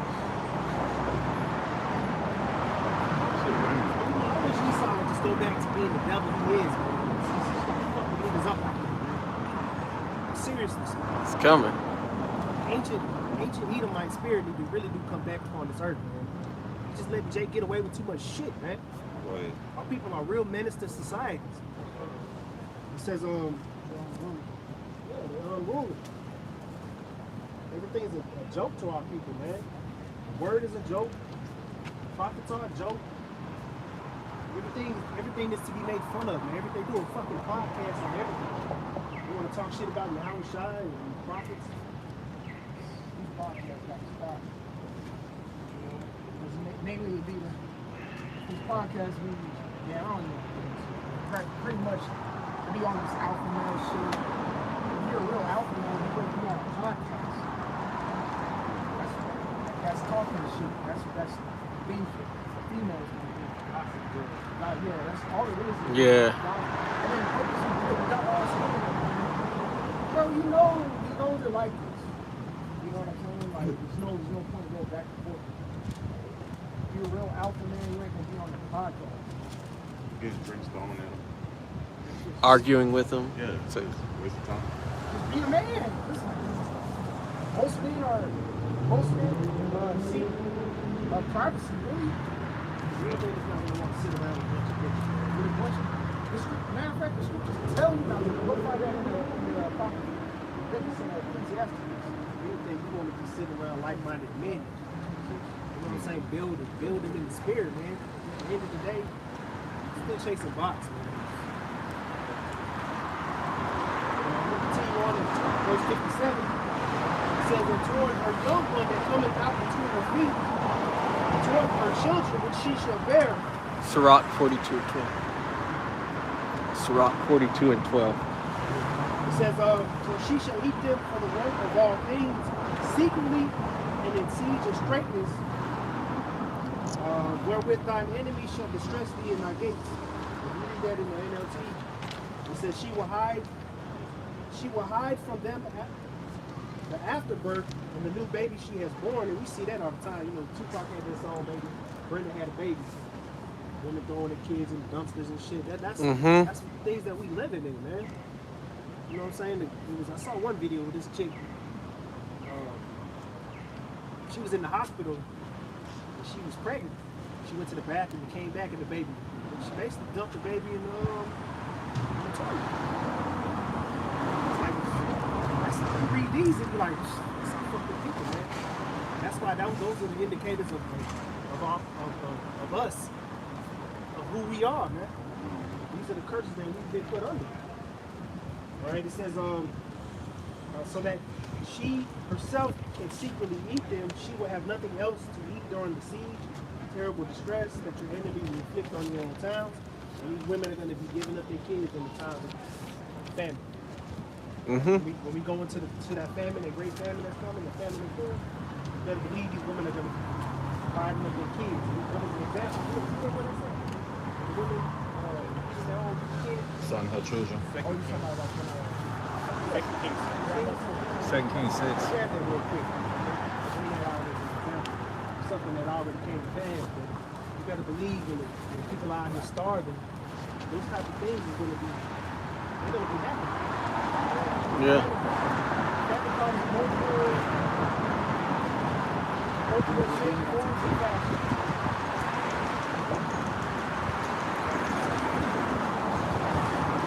Like 6 and 24. Okay, Colin, this is Lamentations 4, verse 9. They that be slain with the sword are better than they that be slain with hunger. Yeah, because we were watching that the Hurricane Helene came up. Mm-hmm. We seen what was happening out there in Augusta. They was hiking up the gas prices. Mm-hmm. There was no gas for miles when people were trying to get out of Florida. It was the same thing with food, man. We had people lined up around the block at local Walmart. They couldn't get anything, man. Yep. This all happened right after the port thing. That shit was wild too how that played out. There was a port strike and then a hurricane hit right after. They were saying that one day at the port not being running was like a week of things not being moved. Yeah. You can imagine, like, damn, the port strike went 2-3 days. That's 3 weeks to a month of shit being backed up. And then the hurricane hit. Man, I can only imagine what it's like down there in Florida right now, man. But as you speaking before, that's all judgment from the Lord, man. Mm-hmm. And I remember going down to Orlando a couple years ago. I was talking to the head brother. We had did a live stream. We had went live. I think we either went live or we did a video. I can't remember. But I was telling them because it was my first time being down there in Orlando like that. I was just sitting in the back. I was kind of being like, damn, this is what it's like out here. Because it's nothing but tourists. The people that live there are all at ease. Like, it's nothing bothering them. I was like, man, I said, these people need a rude awakening. Yeah. This was like 2 years ago. Actually, we went into that in the video we did. 2 years later, the Lord hit their ass up with this big ass hurricane, man. So, hey, the Lord is getting ready to bring more judgment, man. Right? And it all starts with the house of Israel. Go ahead. Going back to Lamentations 4 and 9. They that be slain with the sword are better than they that be slain with hunger. For these pine away, stricken, through for the want of the fruits of the field. The hands of the pitiful woman have sodden their own children. Read that part again, verse up again. Lamentations 4 and 9. The last part of the verse is, for these pine away, stricken through for want of the fruits of the field. Yeah, people gonna start withering away, man. That's the word. That's one of the worst ways to die. Starving to death because your body starts to decompose and consume itself from within. You ever seen the movies where people be sick and they be dying of hunger? Mm-hmm. They look all frail and bones. All you see is like bones and shit. Yeah. All that muscle and all that tissue and all that shit in there was eating itself, man. That's how the body was surviving. I think I had went into that one time. And that's one of the worst ways that you can, man. If you die of hunger, of starvation, the Lord hates your fucking ass, man. Seriously, read that again, bro. This is Lamentations 4 and 9. They that be slain with the sword are better than they that be slain with hunger. For these pine away, stricken through for want of the fruits of the field. the hands of the pitiful woman have sightened their own children. They were their meat in the destruction of the daughter of my people. Remember what you just read in the NLT, right? It says in verse 9, it says, those killed by the sword are better off than those who die of hunger. Starving, they waste away for lack of food from the field. It says, tender-hearted women have cooked their own children. They have eaten them to survive the siege. You better fucking believe these women are going to do so. Yeah, so if I may just give you a little bit more imagination about this, like playing sports, especially I play sports in Texas. I don't know if any of y'all have ever caught a full body cramp, where every part of every muscle in your body cramps at once. It was so hot one time, I didn't have enough liquid in me. I caught a full body cramp. I had to take me to go get an IV to get fluid. Oh. You stiffen up because you're lacking what? Hydration. Shit, even food sometimes if you lack a lot of athletes, if they lack food or water. Yeah. You see in the third quarter of the game, they're catching cramps. You know what I'm saying? In tense situations like now, you catch a full body cramp. So when you read this, can you read it in that NLT again? Sounds painful. Just to give you a picture. Lamentations 4:9 in the NLT. It says, those killed by the sword are better off than those who die of hunger. Right? Starving, they waste away. They waste away. So now, you know, there's stages of death, all right? When it comes to the decomposing of the actual flesh. Of course, the spirit leaves, and then the decomposing of the flesh starts. And there's one main thing that's known about death, which is like the fourth stage, what's called rigor mortis, right? Mm-hmm. And what happens in rigor mortis is everything stiffens up because there's no more nutrients, nothing flowing in the body. There's a chemical reaction that starts. So literally, what this script is saying is people are going to start experiencing rigor mortis while living. Chemical reactions are going to start in their body. Their muscles are going to start tensing up, you know. Therefore, they're going to look and paw and scratch at anything they can eat. A famine of real, actual food and water is coming. Okay? People walk up and down the streets like they're not going to be having rigor mortis standing up. Keep going in that script. It says, starving, they waste away for lack of food from the field. See, for lack of food from the field, just like the brother was saying, port strikes. Well, they're back working for another 90 days because Hurricane Helene, so they're just like they're forced to go back.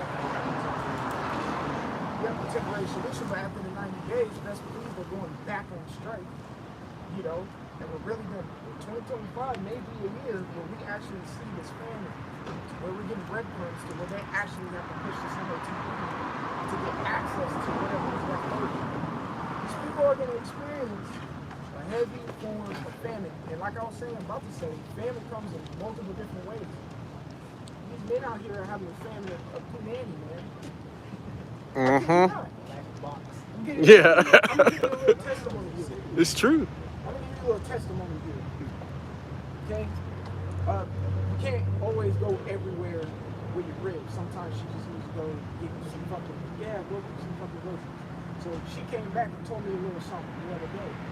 She's like, yeah, man, this guy came and hit on me. I was like, no, I got mad. And he was like, and the man literally said that it was like, in a sad face, like genuinely sad, not mad because he was turned down or whatever. He was like, it's hard out here. It's hard out here. I mean, it's funny. Yeah. But they're having a famine in a box, and next thing you know, this is why it's going to be a whole bunch of women getting raped in the streets, or raped in the streets. Raped to death. Raped to death. And then what we're reading, eating. It's going to get real weird out here.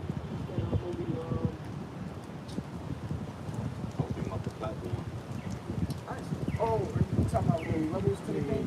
Yeah. We got to get to that. Yep. That was on Netflix, right? Yep. And it kind of shows you in that movie too. They'll take you on there for some shit you did in the world, and they'll say, "What's your favorite meal?" You will tell them your favorite meal, and they say, "All right, bet." Next thing you know, I guess they drug you up. You wake up inside a platform. It got levels. It's a prison with a hole in the middle of the floor. I don't know if y'all seen it. Y'all seen it? Yeah, First yeah. one? You talking about the second one, right? I'm talking about both. Yeah. Well, the second one is the first one. They didn't have the favorite food. They just had you had one item you could take. Yeah, one item. Yeah. The second one is you got a favorite food. Mm-hmm. They was like you can't eat what's not yours or some kind. I didn't watch it. I just saw the preview, but I was like the first one was dope. So Yeah. no, the second one probably won't. Because you know the first one, remember he was always the bottom. Yeah. And just to back up for edification's sake, he was very, very hungry to the point where he took his leg and took a knife or something similar to that. He just started chopping away at his leg day by day. Laying. Just eating a piece of his leg day by day for the lack of food and shit. So like the brother Kachapala was saying, we're gonna see something like that was on TV right in front of our fucking face, man, in reality. We're gonna have people eating each other, cooking their fucking children, you know, as the scripture says in Lamentations. So we're gonna get wild out here, man. We're gonna get fucking weird and just wild. This is I just typed in starving to death in Google. It says starvation occurs when the body is deprived of food for a prolonged period, causing the body to waste away and eventually die. It's a slow, cruel process that can take months to kill. It says how long it takes. Estimates suggest that people can survive up to 3 weeks without food if they have water, but no more than 4 days without both food and water. Because people will take this information and run with it. Yeah. Okay, the body probably sitting down and not doing jack shit can survive without water.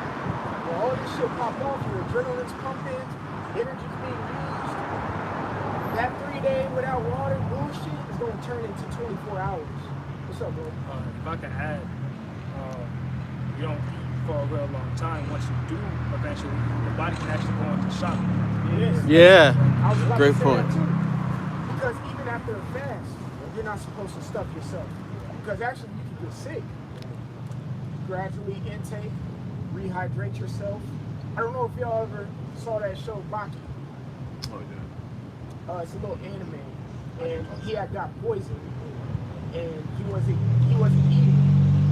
And what did they give him? Of course he ate food or whatever, but they gave him a big bucket of glucose water, pretty much sugar water, because he has to replenish all his sugars, all his electrolytes, and when he drank that, he came back to his natural state. You ain't supposed to eat a full-course meal after you've been starving, in a sense, because when you fast, you starve. Yeah. When you fast, you starve, it's true. So, when you break it, you're not supposed to have a steak and mashed potato. You're supposed to have some food, or maybe even increments from the rest of that day. A little bit of water, top of that level. Just got a little bit of salt. What was that? Well, yeah, man, yeah. See, like, I low-key made my, after the Day of Atonement, I low-key made my, like, own lemonade. Yeah. I take some water, take some lemon juice. I took a little bit of agave for my sugars, and then I put some salt in it for my electrolytes. And then the lemon will purify the water. And you just chug a whole bottle of that. Probably wait an hour or two before you eat something. Yeah. You know, and that's how you will break the fast. How I practice. And then after I did that, I ate some fruit. I didn't eat meat. I ate fruit. I didn't go straight to meat and bread. I ate some fruit. And then for my protein, I had like an egg. And then waited until the next day to eat something. That's how I broke it. You know, you gotta be real tough. You gotta be careful with your body. And when this time comes, these people are gonna experience how bad they get treated in their body. Oh yeah. Oh, you are what you eat. You are what you eat. Definitely. All these people gonna have relapse. Because they're addicted to food. Caffeine, Sugar. I know y'all be at work sometimes. I know you be seeing people just constantly eating. Yeah. Snacking. We like, God damn, how much fucking food you gonna eat today? It gets bad. Like the manager will bring in food. Yeah. I had this, you know, certain brothers used to work with each other. This one chick, she basically, she got on my ass for no reason one day. She basically said, hurry up, take your lunch, because I'm hungry. I need to go eat. I just clocked in, I had to take my first break at fucking 10:30. Fucking restaurants ain't even open yet. But, you know, just to back up his point, man, a lot of people gonna bug out simply the fact they can't eat every hour. Come. It says, continue reading on as it reads. We're gonna read that over while I read this. Come. So all of us can get an understanding, because it's easier to read it than just, you know, when you put it in your mind, you know, sear it into your mind of things that are to come. You know, it really humbles us a lot more. Gotcha. All right. It says, what happens to the body? It says the body's reserve resources are depleted, and it begins to consume its own tissues to generate energy. And that's they're probably speaking about somebody that was in exercise, did a lot of cardio or something like that. They're not gonna just do no fucking study on no fat bitch and slaying in his bed. Yeah. I mean, they might have, but more than likely they had to be a person that was fit. Yeah. Lazy people that don't do shit all day, that's not gonna take 3 to 4 days. Like you said, that's gonna take probably 12 hours. Yeah, Which will probably lead these people directly to the mark of the beast anyways. But it says, oh, so like, you got it. Because yeah, I'm putting it out. There's I actually studied this, watched videos on it, and I've actually conducted practices on how to get out of urban unrest. So, which means escape routes on how to get out of the urban city when shit pop off. Actually practiced this when I was, you know, but the number one thing that they said, don't forget, because we have like urban tags, don't forget when your adrenaline's pumping, you know, whatever, to calm down, and after about an hour or two, eat a Cliff Bar, take a swig of water. Because all that adrenaline is going to take all your energy away. And then when it dies down, it's going to hit you at once. And most people forget to eat or drink something and shit popping off. Therefore, they would collapse or something like that. So when you're in high stress environments, you'll forget to eat. And then what the captain's reading, that 3 days without water shit, out the door, south the door. Yeah. You've been depleted about a day's worth of food and water just by overexcitement, eagerness, and adrenaline pumping, and you using your energy. That's about a day's worth of water right there in an hour.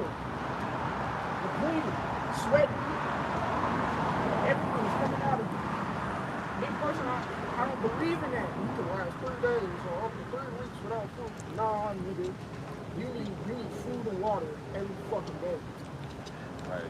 You look at some survival situations and you notice the men will die quicker too, because they're going out and doing more, burning more calories. Like the Donner Party, all the men died first in that, and like. We don't love Jesus. We don't take you. We don't bid you guys food. Get the fuck up the street. I fucking hate Edomites, man. And that name, that name. I don't fuck with Edomites. On your fucking business. Jack. Jesus showed a lot of love, didn't he? We're talking about it right now when he did our people.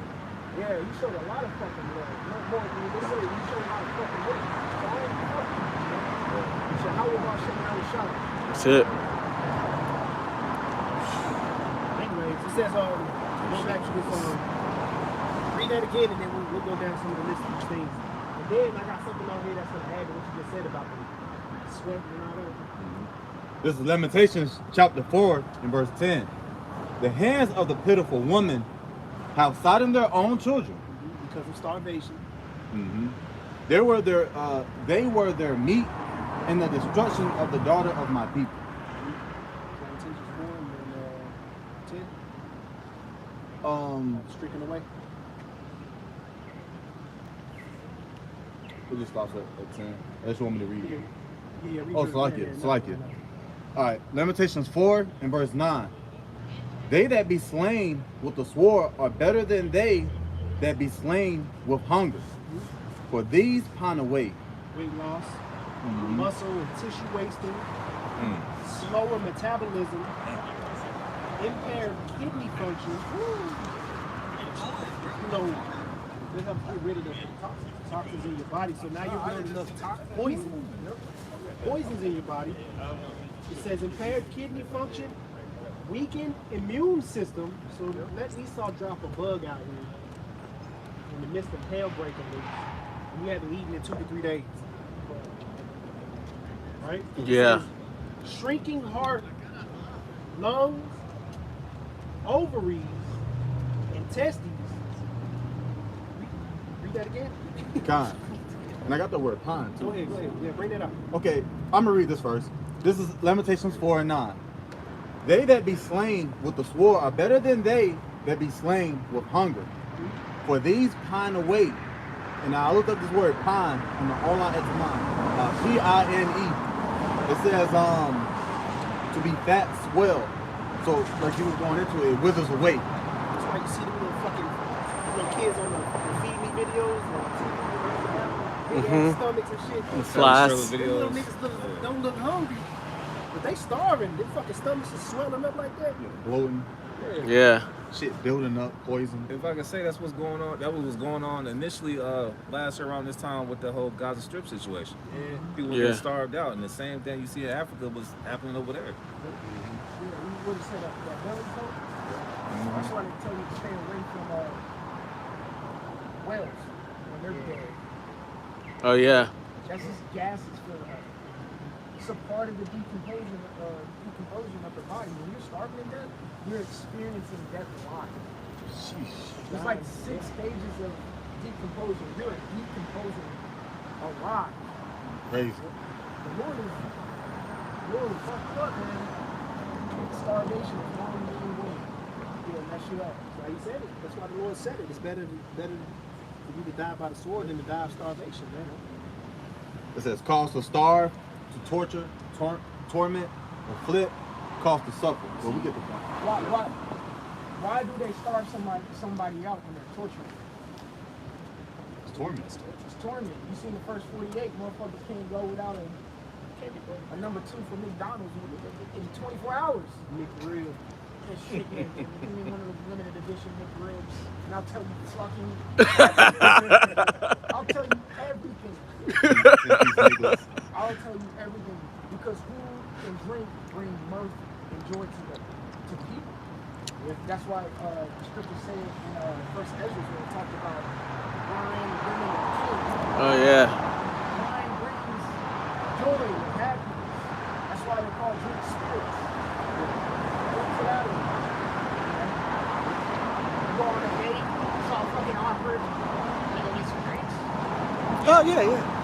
2 shots in, yeah, you know, big songs, you know. You know, I was walking down the street, you know, just talking about shit. Talking about shit. One thing leads to the next, if you got it, you know. But you know what I'm saying? Like, food, drink, it brings mirth, and the Lord's going to take that mirth out of the land, like the scripture says. Yeah. Therefore, you're going to starve, and it's going to be morning.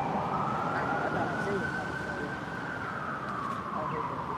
Because I'm almost done anyways. Okay, kind. I'm gonna keep going. Going back to verse 9. The Lamentations 4 and 9.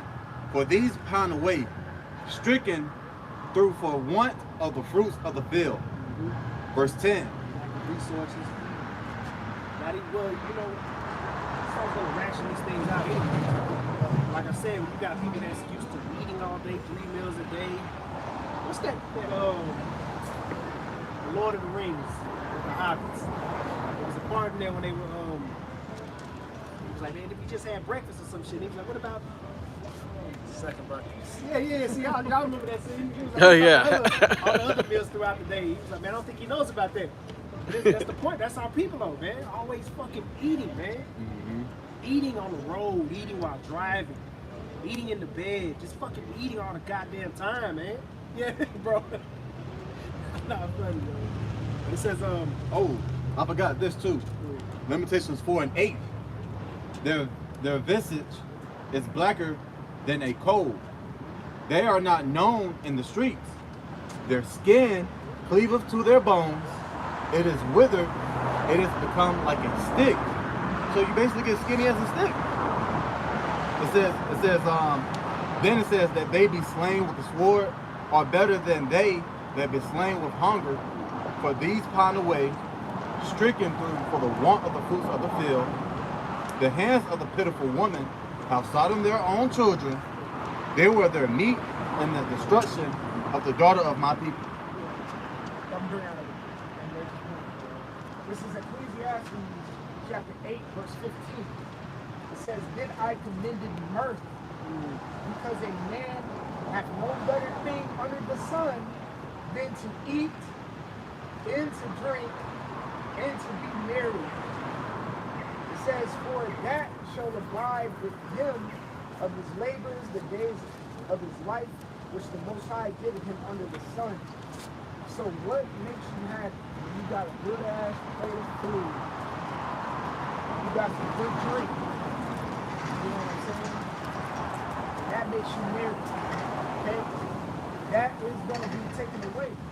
So now, let's go into the crazy aspect of this. If we haven't painted the picture how crazy it's going to get, he's reading out how these women are going to sodden their children. When they eat their children, they're going to be married. They're going to be happy. That's bugged out ass shit, ain't it? They're going to, I'm mad up. Kill their kids, boil them, eat them, and they'll be happy afterwards. That's some wild shit. I was watching a survival show. You guys seen Survival Man? No, I haven't. It's a dude that he came out against Bear Grylls, saying he was faking that thing. But he's out there by himself with a tripod and a camera, and he actually hunts for his food. I remember he was in some type of snow area, and he didn't catch any food that night. But he said, "This is why I always keep like a piece of candy with me." He is like, that's a huge morale boost. It just feels good eating that. Yeah. Yeah. Also too, like even with survival stuff, say you know you're in the wilderness, you haven't may have eaten, you gotta be very cognizant of what you get. You go kill a deer or a moose, that's lean meat. That don't got no fats. So when you can burn that off, you'll probably die quicker eating that lean meat than not eating at all. You know, because you don't have those fats to burn. That's why they have something called healthy fats and nuts, because that's energy that you can burn. You know, avocados are high in fat too. Yeah. That's why they're super food. They encompass everything. Oils and stuff in avocados, the gas and shit. Avocados down here, things like that. You know, avocados use like oil. Oh yeah. We have issues with never said that. Can I mention something select? I'm mad. This dude, you know that podcast, Club Shay Shay? That guy, yeah. He had DJ Metcalf, one of the sticks ass, fat ass, on I said it anyway. He had him on the podcast. And I don't know if y'all know who DJ Metcalf is. He played for some big ass motherfucker who played for the Seahawks. He's a receiver. Just a specimen. He's the fucking Dennis Rodman of the NFL. Right. But specimen. He says the guy was like fucking killing him. He was on the Shay Show podcast. That a podcast. And Shannon Sharp was selling it. It was like Shannon Sharp was a big time NFL. He's like, man, you can be better than what you are if you get your nutrition straight. And of course, DJ Metcalf was going against him, you know, in a sense. Chad, in a sense. He's like, if you get your nutrition straight, you'll probably be the best receiver that ever played the fucking game. But DJ Metcalf was like, nah, I'm, whatever, I'm good, whatever. You know what I'm saying? And it goes to show you how Jake's mentality is when it comes to actually taking care of themselves. It's the same thing with that movie Friday Night Lights. Booty Miles. He was in the weight room. He was beating his out. Homeboy was like, yo, you didn't lift today. He was like, I ain't got to lift. All I got to do is show up. God give me. Like you were saying, they're going to be really fully taking care of their bodies. So we're going to jump back to this. Back to start. So I'm pretty much done with it, but it says one of the last things is lower body temperature. But here's the survival thing I was telling you about. It says survival tips. Drinking water and other beverages can help offset hunger pains, while wild teas can provide fluids, vitamins, and minerals. So like you were saying, in like that first hour, you want to dehydrate and put something back in. All that sweat, adrenaline. Like you know you deal with your woman and minutes go by, you like, hey, I'm not going to sleep. It's drained. It's kind of like the same thing the brother was saying. Yeah. But that's all I had on the starvation, man. Jump to whatever you want to go. Kind of continuing on, verse 11, the Lord Yahweh Bahashim Yahushua have accomplished his theory, which means that was a part of his will for that to happen. You know?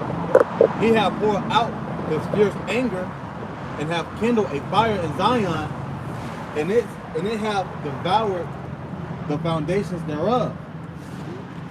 Yeah, it's just a part of Yahweh Bahashim Yahushua's will, man. When this famine pop off, you know, since we're talking about the woman, it reminded me of what, Micah 7 and 10? You know, kind of. This is Micah 7 in verse 10. Yeah, it all goes back to what we read in Deuteronomy 28. Mm-hmm. It said they should consume them. Yep. Sodden them. Yep. Verse 10. Then she that is my enemy shall see it, and shame shall cover her, which said unto me, where was the Lord thy power? Mine eyes shall behold her, now shall she be trodden down as a mire of the streets. Kind of reminds me of that part when she said, was the Lord thy power? Kind of remind me of Job's wife. Yeah. I want you to curse the Most High and die. There's going to be a lot of shit talking. There's going to be a lot of complaining, shit talking, pointing the finger, well, you this, well, you that. Man, that's why a lot of these people are going to be judged, man. Scriptures also say in 2nd Ezra, the 15th chapter, the unfaithful shall die in their unfaithfulness. Right. There's going to be a lot of people going to literally drop dead right in front of us because they lack faith. They lack the wisdom, knowledge, and understanding of Yahweh Bahashim Yahushua. And they ain't going to seek help. They ain't going to receive it. Okay? You got judges that say, go call upon your gods. You know? It's gonna be, all that's going to happen. But that's pretty much it. This is Jeremiah.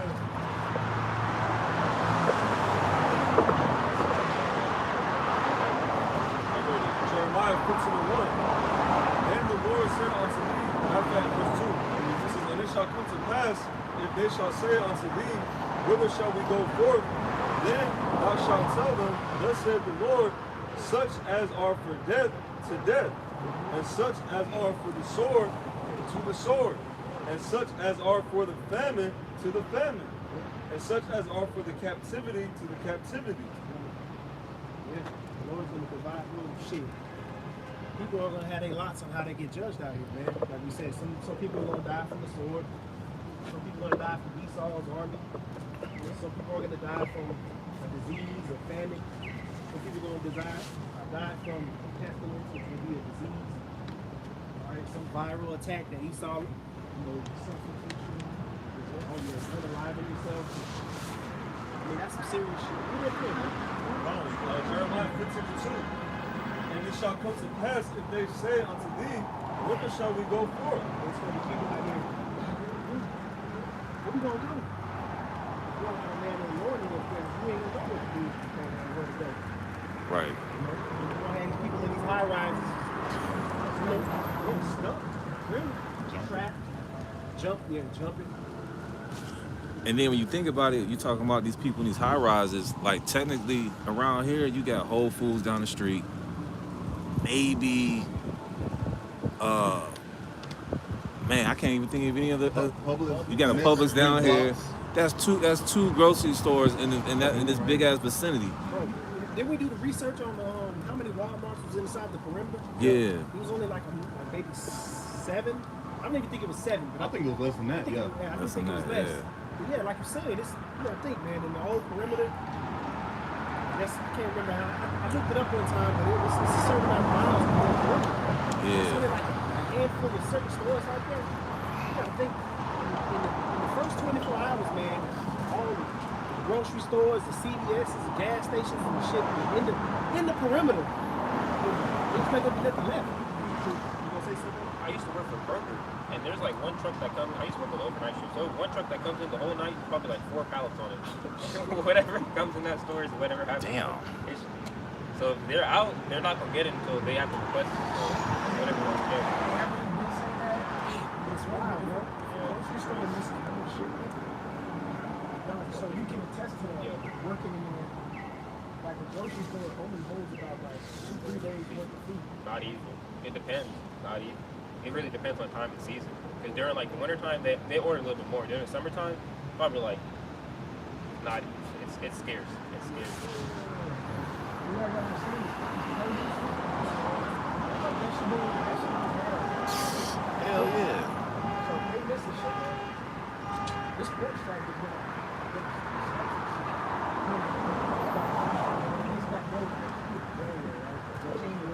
Yeah. Yep. They're gonna go back to straight because they don't want this shit, the automation, machines, shit like that to straight. Yeah, because it's gonna take their job. I mean, think about the condition of the world, electric cars, self-driving cars, automated registers and shit at the grocery store, self-checkout lines. I pick up at some of these restaurants, man, they got little robots. Wow. Yeah. Yeah. Picking up trash and shit. Yeah. Deliver food from directly from that spot right there. When I went into this Asian spot a couple years ago, I showed them, well, this is right after the 19 here. And they had this big ass machine that you gotta walk through and they scan the temperature and shit. Mm-hmm. Shit be too fucking futuristic out here, man.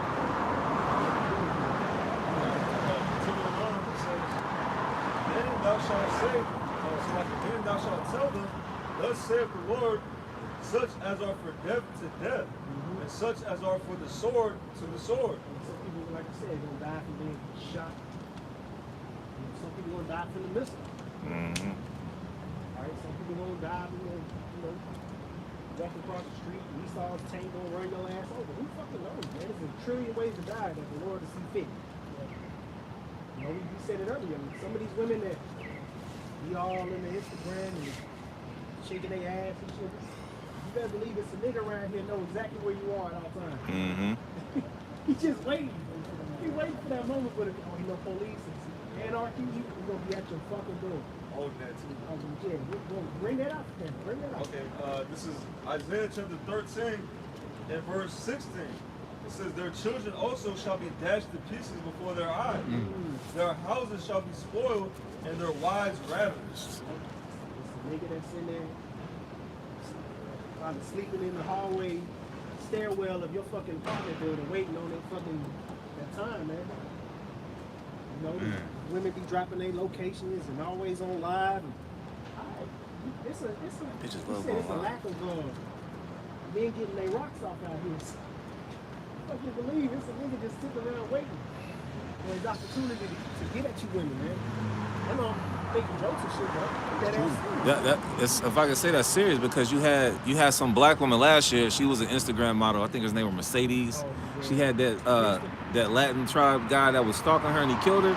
Hey, you said, like, you're right. Bitches love to go live. They like to stream, drop the location. It's no different than these bitches like these rappers. I'm right here. Hey, we'll wait and see. Your ass gonna be like P&B Rock.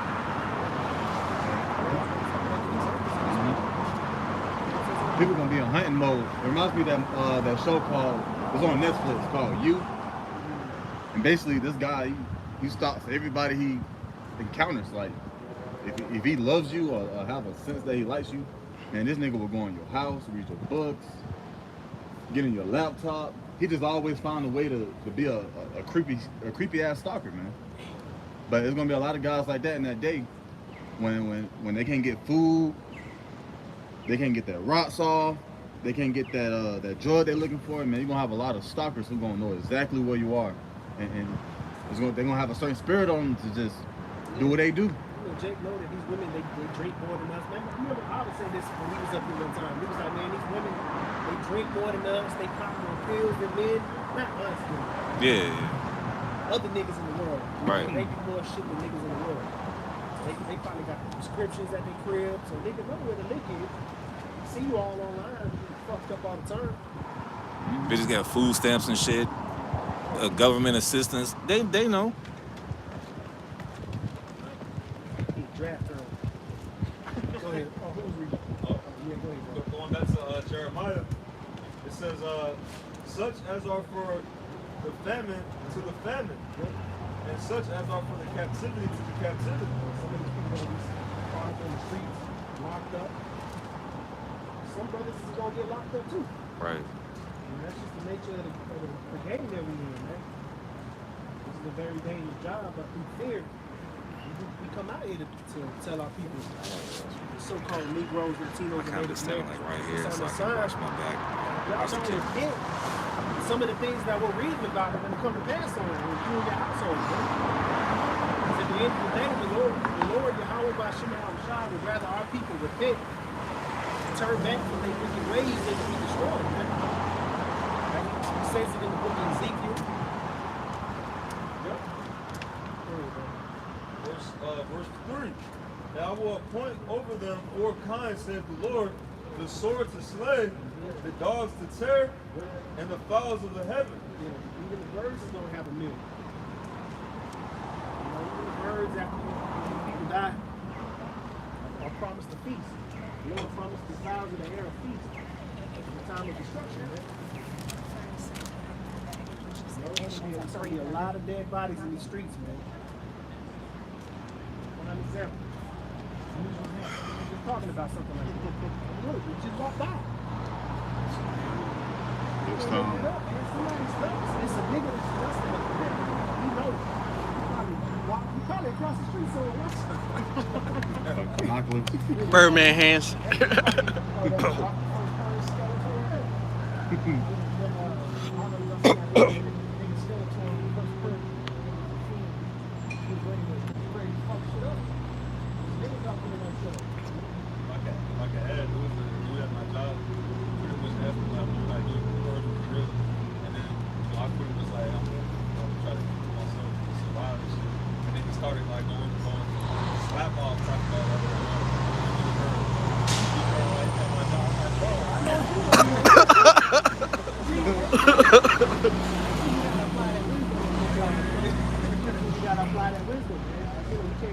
Tell these people in the world what we would never do. Shut them up, praying,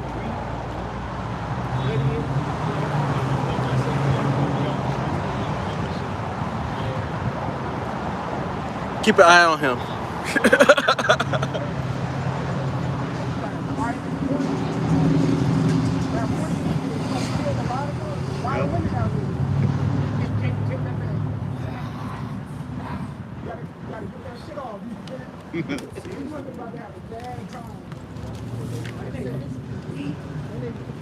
The example just walked by. I mean, the cakes was out on the meat.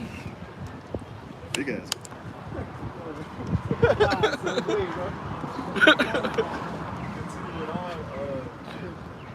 Continuing on, it says, the fowls of heaven and the beasts of the earth to devour and destroy. And I will cause them to be removed. Well, that's it on This is Ecclesiastes 12, and I'm just starting from the top. Remember now thy creator in the days of thy youth, while the evil days come not, nor the years draw nigh, when thou shalt say, I have no pleasure in them. So right now we're telling our people, hey man, y'all get right before these judgments come, man. Because like I said, over about 20 days away from the election, something like that. November 5th. Yeah. 28. saying. It was at the last debate. That was 56 days. And then about like 20 days. 3 to 4 weeks tops. You know, and hey, you know, tell them what can happen, man. You know, that's why we be watching, man. You know, this judgment's getting ready to come. A lot of people, they just too busy stuck on the so-called black women being involved. They're not even paying attention to what's really going on. This judgment's getting ready to come. That's why the Lord said, hey, go out and tell our people to repent, man. Just don't drive by and not take heed to the prophets and to the prophecies. You ain't gotta listen to us, but shit, listen to the words that we are reading that come out of the book that you so-called people believe in, man. And then look at the conditions of the earth. All right.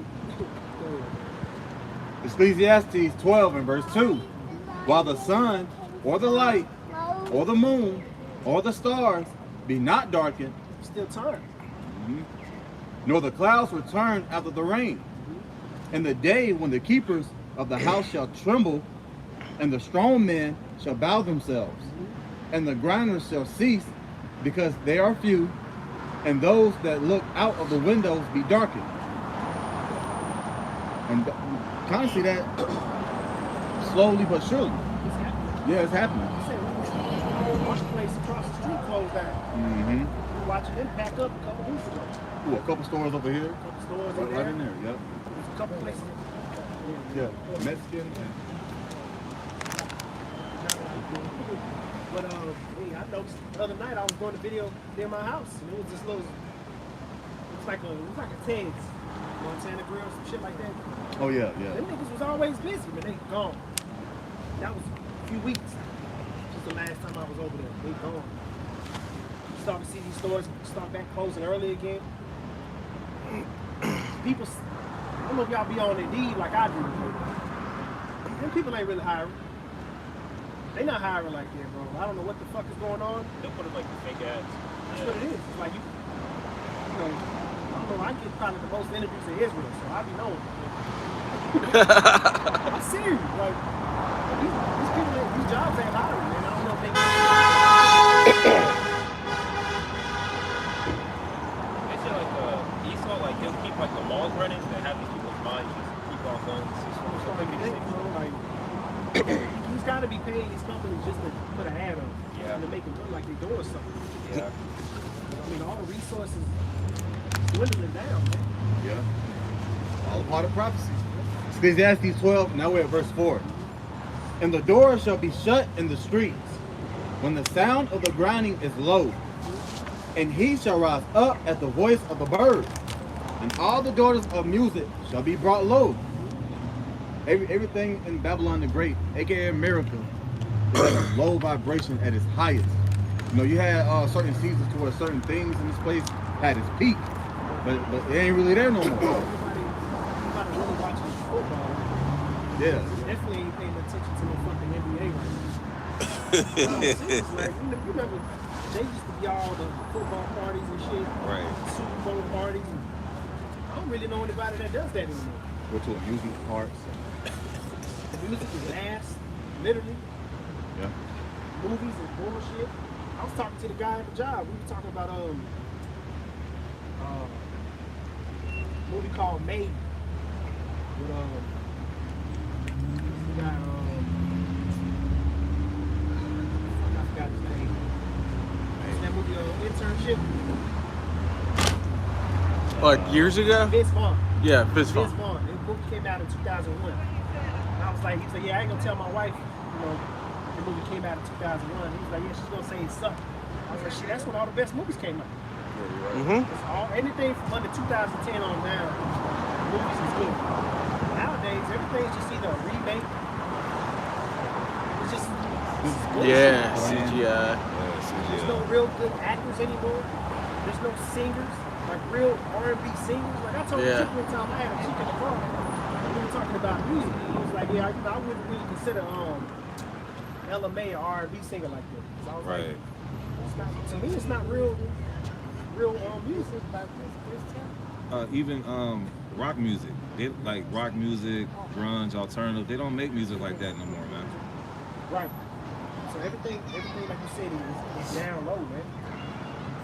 Even the education system. Yeah. Mm-hmm.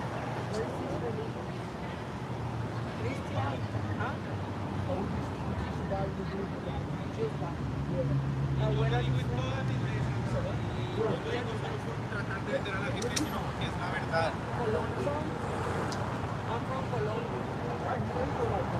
Maybe where's my chemical? Tribe of Asher. Can I take this? Yeah.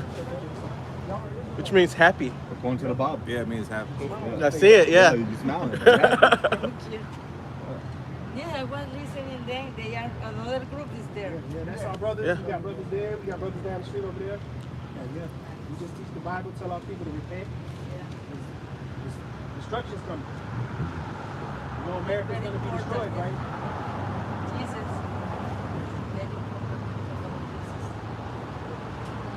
Thank you. All right. Come on. Thank you. Love Jesus. All right. Ecclesiastes 12. See, that's why they know. That's why they get Spanish on. I don't even get into it, bro. They don't get Dumb as a brick.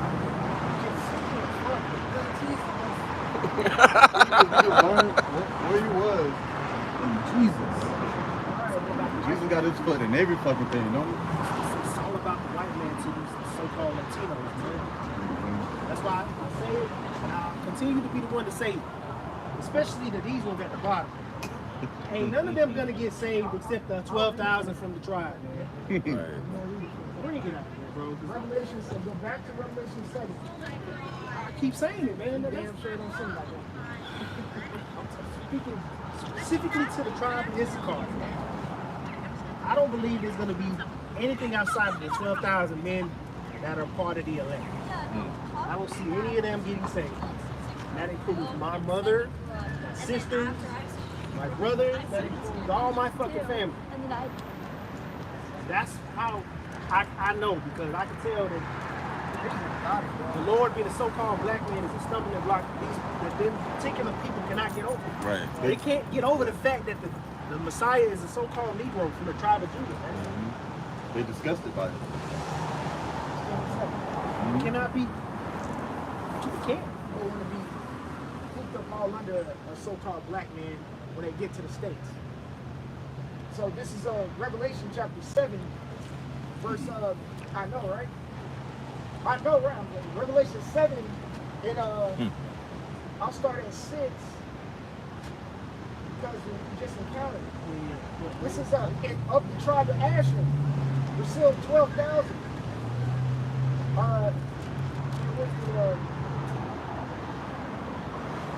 Okay, yeah. In the tribe of Asher, we're still 12,000. In the tribe of Naphtali, we're still 12,000. In the tribe of Manasseh, we're still 12,000. There's three in the matter. Verse 7. Of the tribe of Simeon, we're still 12,000. Of the tribe of Levi, we're still 12,000. Of the tribe of Issachar, we're still 12,000. Yeah, man. It's simple, bro. He is hired. It's simple. That's all he knows to do. Work, tostadas, Cervezas. Mexican soccer. I'm gonna get that red and green sauce. Speaking Yeah, of can't green, forget the sauce. Speaking of green, fucking lawnmowers. Right, That's all yeah. you fucking know. I'm tired of it, Niggas be up at 6 in the morning cutting grass. man. Waking you up on a Saturday. Yeah. Happened today. Man, this Fucking shit simple as hell. every fucking week. You ready to smack the shit out of this part, man. They won't feel it because they built like fucking mules. Just weirdly strong. As tall as that damn trash can. Like, what the fuck, man? Lift this whole truck right here. Hey, you know, see,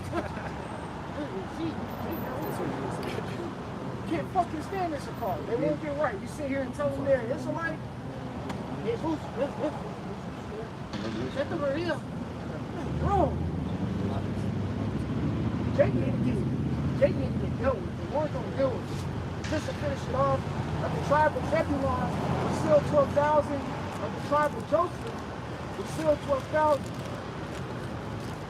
Of the tribe of Benjamin was still 12,000. You know, these are the ones. These are, man, the elect are true Israelites. The elect are true Israelites, man.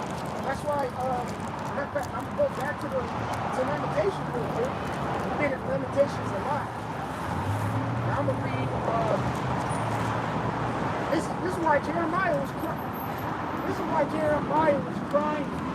Lamentation means to lament or mourn or cry. He was crying because of the status of Israel. Look at these people, man. This is Lamentations chapter 3, verse 48. It says, my eye runneth down with rivers of water for the destruction of the daughter of my people. And then simplicity has destroyed the Hispanic tribes, man. Just simple, that dumb, simple, bro, it's so fucking annoying. The dumb, simple ass look on their face, man. And they're so caught up with Jesus. Shit, you go to Brazil, just standing. Yeah. You can tell the Lord, he don't fuck with that statue because it be getting randomly struck by lightning and all types of shit. That's why the scriptures say all idols should be brought down. The elect, they gonna go around the world and take down these statues and shit. You know, we're gonna go down to South America. We're gonna take that down and we're gonna take them wide nose, Hamite Omek statues. Oh hell yeah. When Solomon sent them, and we found them. Israelites found that land. We just sent you to go get it everywhere.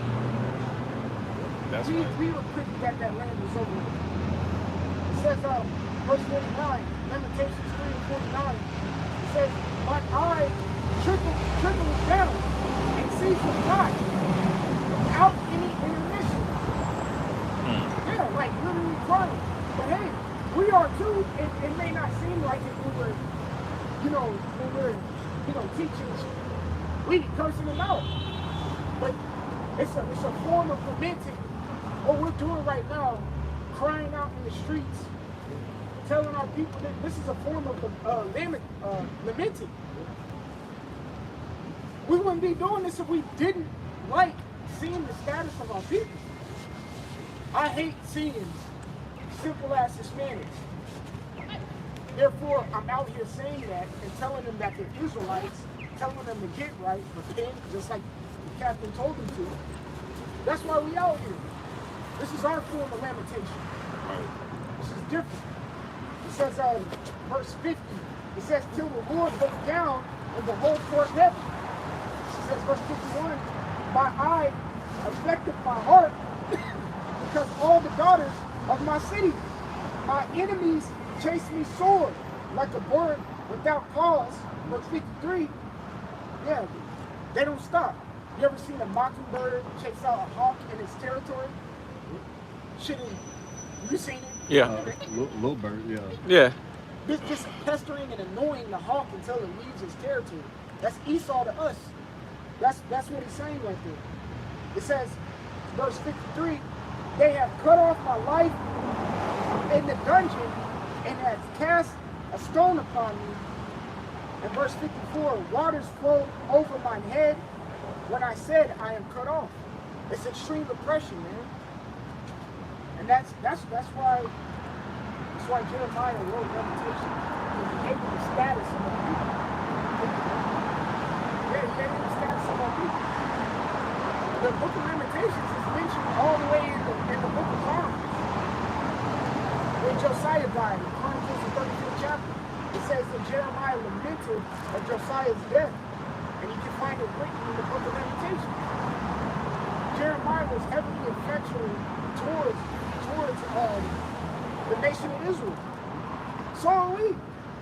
That's why we do. That's why we're so affectionate towards our people that we let each other off the internet, man. because we have one thing in common. Y'all up here because y'all saw this off the internet, off the uniform. The spirit came like the wind. So in y'all's book, when in the kingdom, when y'all have y'all's chapter or book or whatever, when it's written, you know how it says the word of the Lord came upon. When y'all woke up, that's when the word of the Lord came upon y'all. When I woke up, when this brother woke up, what, 10 years ago, the word of the Lord came upon Kasal. And now we're here doing this. That's why when you read the book of Jeremiah, 1:1, it says the word of the Lord came upon. You know? That's why we out here. I can't stand these simple ass fucking Hispanics, man. Man, hey, Judah, Benjamin, Levi, they ain't that simple. That's why you hear Benjamin music, praising the Lord all the time. Yeah. Jake in the churches, praising the Lord all the time. Understanding that the white man has put them in this, at least they have a movement. Yeah, Black Lives Matter is fucked up and, you know, stupid. Yeah. But they're saying the white man. Most Jakes will understand when you read Revelation 1 and 15, the color of the Lord. At least they'll get it. So Jake's house, you see, it's kind of off. It is off. Yeah, they don't have that black Jesus and shit. Yeah. With the Jerry Curl. But you know, at least you know it's in their conscience. Like, yeah, they know that they the Lord is a so-called white man. Let's curl firm. Yeah. Down here. My father-in-law's house, he got that good fucking carpet hanging up on the wall in the hallway, and all you see black. You tell him, you know, I ain't trying to tell him again. Jake, at least Jake had that in their mind, like, you know, maybe we could have been the people. But he saw beat the shit out of our people, so that. But at least they consider them. Get the fuck out of here. They ain't getting it, man.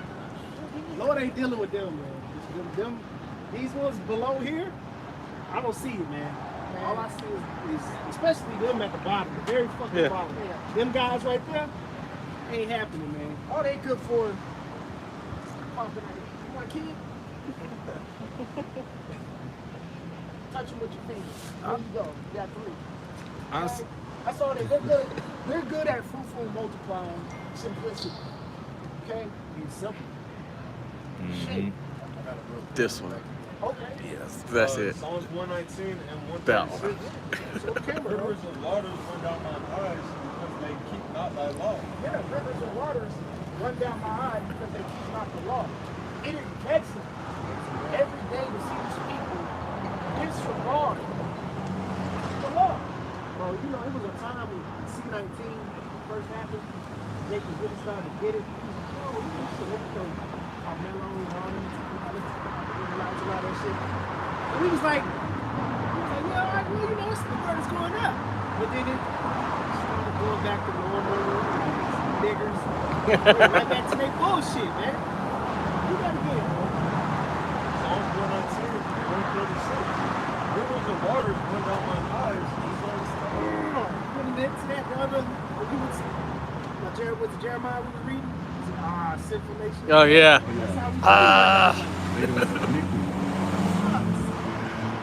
Tell our people, look. Tell them, and just walk by, like, you know, repent. The only thing she can say is Jesus. Come on, let me take a picture. But Jesus. That's all. What the? You know what? That's why I didn't even cuss them out, man. That's why I was just like, you know what? Y'all have a nice day. Yeah, have a nice day. At least you smile. Man. Yeah, she smiled. You smiled at us, you didn't buck up, but you know, you still, you ain't gonna get it. But, you know, hey,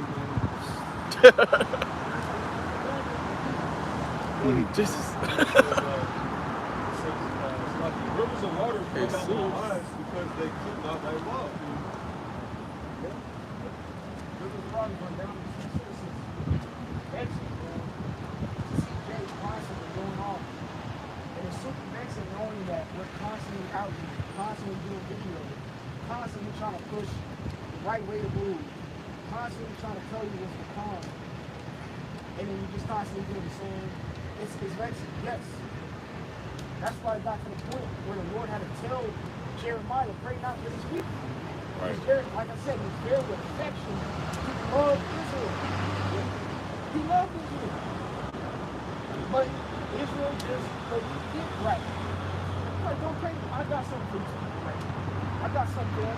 That's why what? I think Jeremiah, you see in the 14th chapter or 17th chapter, where it talked about Oh yeah, 15. 15. I think so. I think it's Jeremiah 17.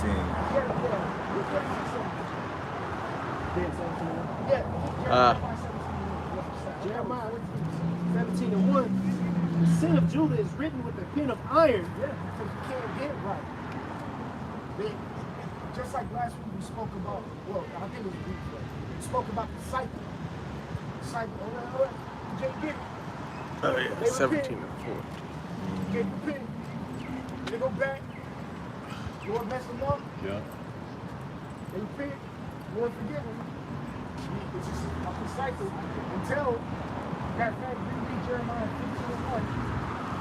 Look where it is, Jeremiah 15:1. Jeremiah 15:1. Jeremiah 15:1.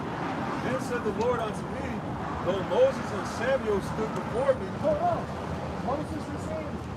And those are two who pushed the law on the people and pushed to be to serve Yahweh Bashim Yahushua. Did they not? Yeah. We talked about it in class. Moses got so mad in Exodus in the 32nd chapter. He broke down the law and made them drink it. Y'all can't get fucking drink it then. And intake it. Maybe y'all can get it. Maybe y'all can get it. Then he gotta ask, Moses had to ask the children of Israel again, do y'all want me to really go get the Lord again and tell y'all what I'm trying to tell y'all? But Israel's like, no. Now you want to act all afraid. That means their religion was vain during that point. Yeah. You want to see the Lord. Then the Lord came. Bitched up. Then the Lord came and showed you something. And then Moses asked again.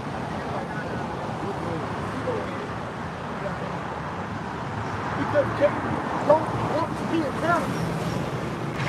You see how many Jakes that won't come down this shit? Didn't stop the shit. Dreadhead ass niggas walking up and down the street. Didn't give a shit. Earlier, that whole family, they walked around. And we said you could go through and they just walk around everywhere. Because they don't want to be accountable for their actions. And what we're saying forces accountability. You gotta look yourself in the mirror, man. And as soon as you get in this, you're gonna get deeper and deeper into yourself and realize really how fucked up you are and how much work you got. Mm-hmm. Shit. And realize how much offenses and how offensive you have been throughout your life to the Lord. So when it's going to start offending yourself, is going to offend yourself.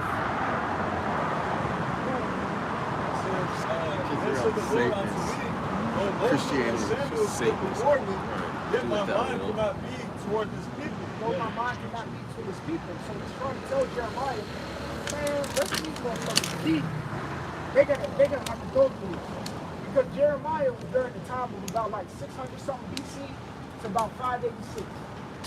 Alright, 587 or 586 was the destruction of the Jerusalem. You can read that in 2 Chronicles, the 36th chapter, when the Chaldeans came. Hey, if y'all brothers know who was the king of the Chaldeans when they came to destroy Israel?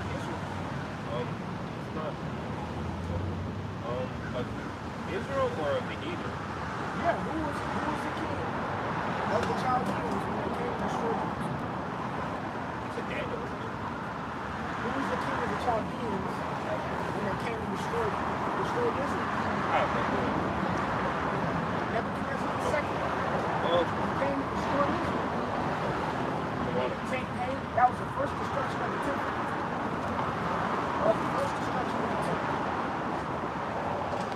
It's the second? You said what? Nebuchadnezzar the second? Yeah. Because he was the one who utterly destroyed Egypt in the Assyrians. And that look up the battle of Carthage, 786 also find this. Battle of Carthage. Destroyed. And ever since that, Israel never came back to be in power. Because the Lord was fed up with their shit.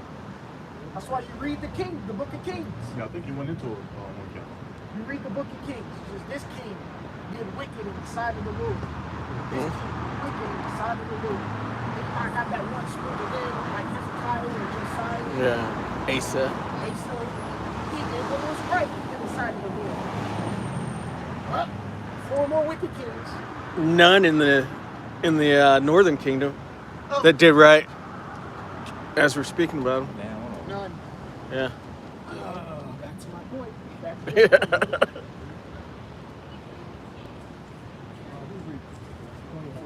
It says, yet my mind could not be toward this people. Cast them out of my sight. Let them go forth. It says, yet my mind could not be toward this people. Cast them out of my sight and let them go forth. It's kind of like the 2 ladies that walk by, man. This ain't for them. That's why, brothers, you just like, just have a nice day, man. Yeah. Ain't no point in getting all bent out of shape. I know personally that the Northern Kingdom is not going to be there. With the Latinos, don't even try to talk to them. So brothers don't even be trying to really talk to them. Just let them have a good day. Right. At least they didn't talk against the Lord. Yeah. And that's all. Hey, at the end of the day, who knows? That's my personal opinion about the one down there at the bottom. The very last one. That's the tribe I'm from. So, that's why I can personally say that. Go ahead, bro. Verse 2. What do you want me to read? One.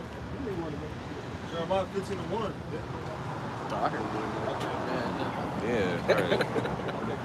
Jeremiah 15:1.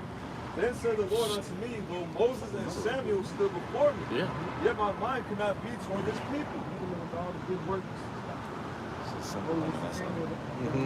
Lord still couldn't be fucking deal with Israel, man. That's how wicked our people are, man. You continue over and over. Man, we lucky to have a merciful power like Yahweh Bashem Shah, man. Seriously. When you read the book of Judges, you be like, damn, what the fuck is wrong with Israel, man? Like, shoot. I see why we're worms. I see why our righteousness is as filthy rags. Like, damn, we really do need to really say this humbly, but the Lord, we lucky the Lord didn't really fuck us up and destroy us completely. Right. Mercy. We're very blessed that he's down to his word. Oh, like, Esau really could be sitting in the kingdom on top if the Lord really wanted it. But, like the scriptures say, the Lord is bound to his word, man. He's a man of his word. That's why the lineage that we were going into earlier, Abraham, Isaac, and Jacob, down to these 12 tribes. This message is for these people. Right? Ultimately, the elect, we can get the fuck up out of here to the nation of Israel. This is who this message is for, man. Right? And to tell these heathens, Esau and the rest of these, these dirty ass heathens, that they're going into slavery. They're going into captivity. And you're at the bottom when we're on top. It says, though Moses and Samuel stood before me, yet my mind could not be toward this people. Cast them out of my sight and let them go forth. See, but that didn't say I destroyed you. Read that again, bro. Right. Cast them out of my sight and let them go forth. Yeah, like I did them ladies. I didn't destroy them. I told them to just go over there. Go up the street, right? That's what the Lord did to Israel. He said, just go, let them go. Right. He didn't say, and I destroyed them forever. It doesn't say that, man. That's how you broke up with us. Whatever. He broke up with us. You break up with a girl, you don't want to see her, Like, what the fuck on you? Don't you? Don't you? Jeremiah 17, it says, the sin of Judah is written with a pen of iron, with a point of a diamond. It is graven upon the table of their heart. That's right. Graven upon the table of their heart. Some of them, they can't let go of it. That's why it's serious. Their sin is just marked on them. Therefore, they don't, they're Mr. Can't get rights. Mrs. Can't get rights. They got to work the tool. How we say it? We say it gently. We say it firmly. They can sing to it. Yeah. They just diving in stuff that says graven upon the table of their heart. Within your spirit, man. And only a few of them are actually going to repent and turn back. And those are the ones that we're focused on. Those are the ones that the Lord is winking at, those are the ones that we're focused on. We're trying to preach. So, in their story, in the word of the Lord came upon, you see what I'm saying? That's why we're out. Eventually, the word of the Lord is going to come upon all the 144. In reality, it's only a few prophecies.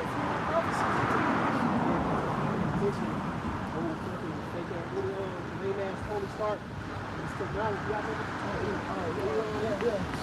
I would say he's a fucking lame ass Tony Stark. He's advancing this technology, bro. Oh, Yeah. shit. I saw something too earlier in the week. You can go ahead, I'll find it. He's just a fucking face of this shit. I see him really. Yeah, he's just a face, but just for understanding the application. Bro, check this. This is from mac.usa.com. This is an Association of Mature American Citizens. I guess the old people, some shit. I don't fucking know. But the title of the article says, breakthrough device could eventually restore vision to the blind. Posted Tuesday, October 8, 2024. Yeah.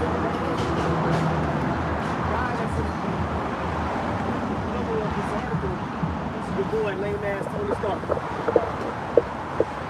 Elon Musk is out there. Basically, the first picture on the article. You get it? Yeah, got it. Blind side. I'll send it to y'all later. You want the article too? We'll get it to you. But I just wanted to point that I was going to do a lesson on it, man. But it's right there in plain sight. Things are happening, man. Finishing it out, it says, it is graven upon the table of their heart and upon the horns of your altars. It says, whilst their children remember their altars and their groves by the green trees upon the high hills. Thy mountain in the field I will give substance, and all thy treasure to the spoil, and thy high places for sin throughout all thy borders.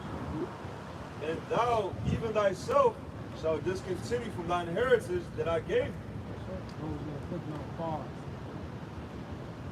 Put us on pause for a while because of disobedience.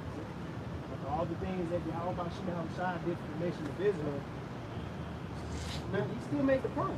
It's like he put our benefits on pause. It's like Esau cutting off EBT from the book. He just put that shit on pause. He made a check, rectified the check, he's got to wait. Now you got her cleared. Damn, I gotta pay the rent, gotta pay the car note, we ain't got no food, phone about to get cut off, now you over there sweating. What the fuck I'm gonna pay rent, working,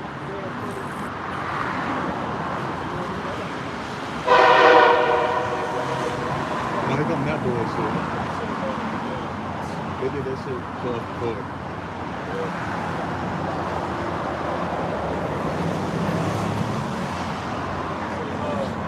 Discontinue from thine heritage that I gave you. I will cause thee to serve thine enemies in the land which thou knewest not.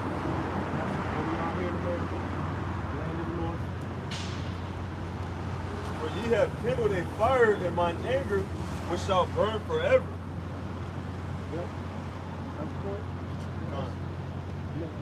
off of the brother's last precept right here. Just as the brothers have been bringing up that salvation and the Israelites, and all that also a lot. This is Revelation 22:15, and this is describing outside the gates that the brother has brought up.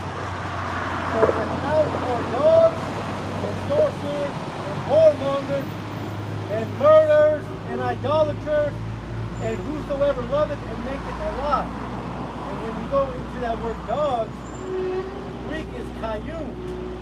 And it's not talking about an actual dog, it's talking about a man of impure mind or an imputed mind. And when you go into the Edom online, that word impure is from the Latin, not pure, unclean, filthy, which is how the heathen nations are described. So salvation is for the 12,000, for the 144,000, which are the 12,000 tribes of Israel, and outside those gates, meaning that there is no entrance, are the dogs. Yeah. Also, that's Yeah. also talk about the that's Revelation 14:20. It shows you that 11:44, 11:41. Okay, so that's it. What one now was that phone? Give all glory on the praises to Yahweh, Bahasham, Yahweh Shai, Bahasham, Chakadash. the honor to the apostles and elders of great millstone, the rule and teach well, peace up, salutation to the elect on 44 first rule. And like always, prepare for Yahweh Shai's coming back sooner than what we need. Shalom.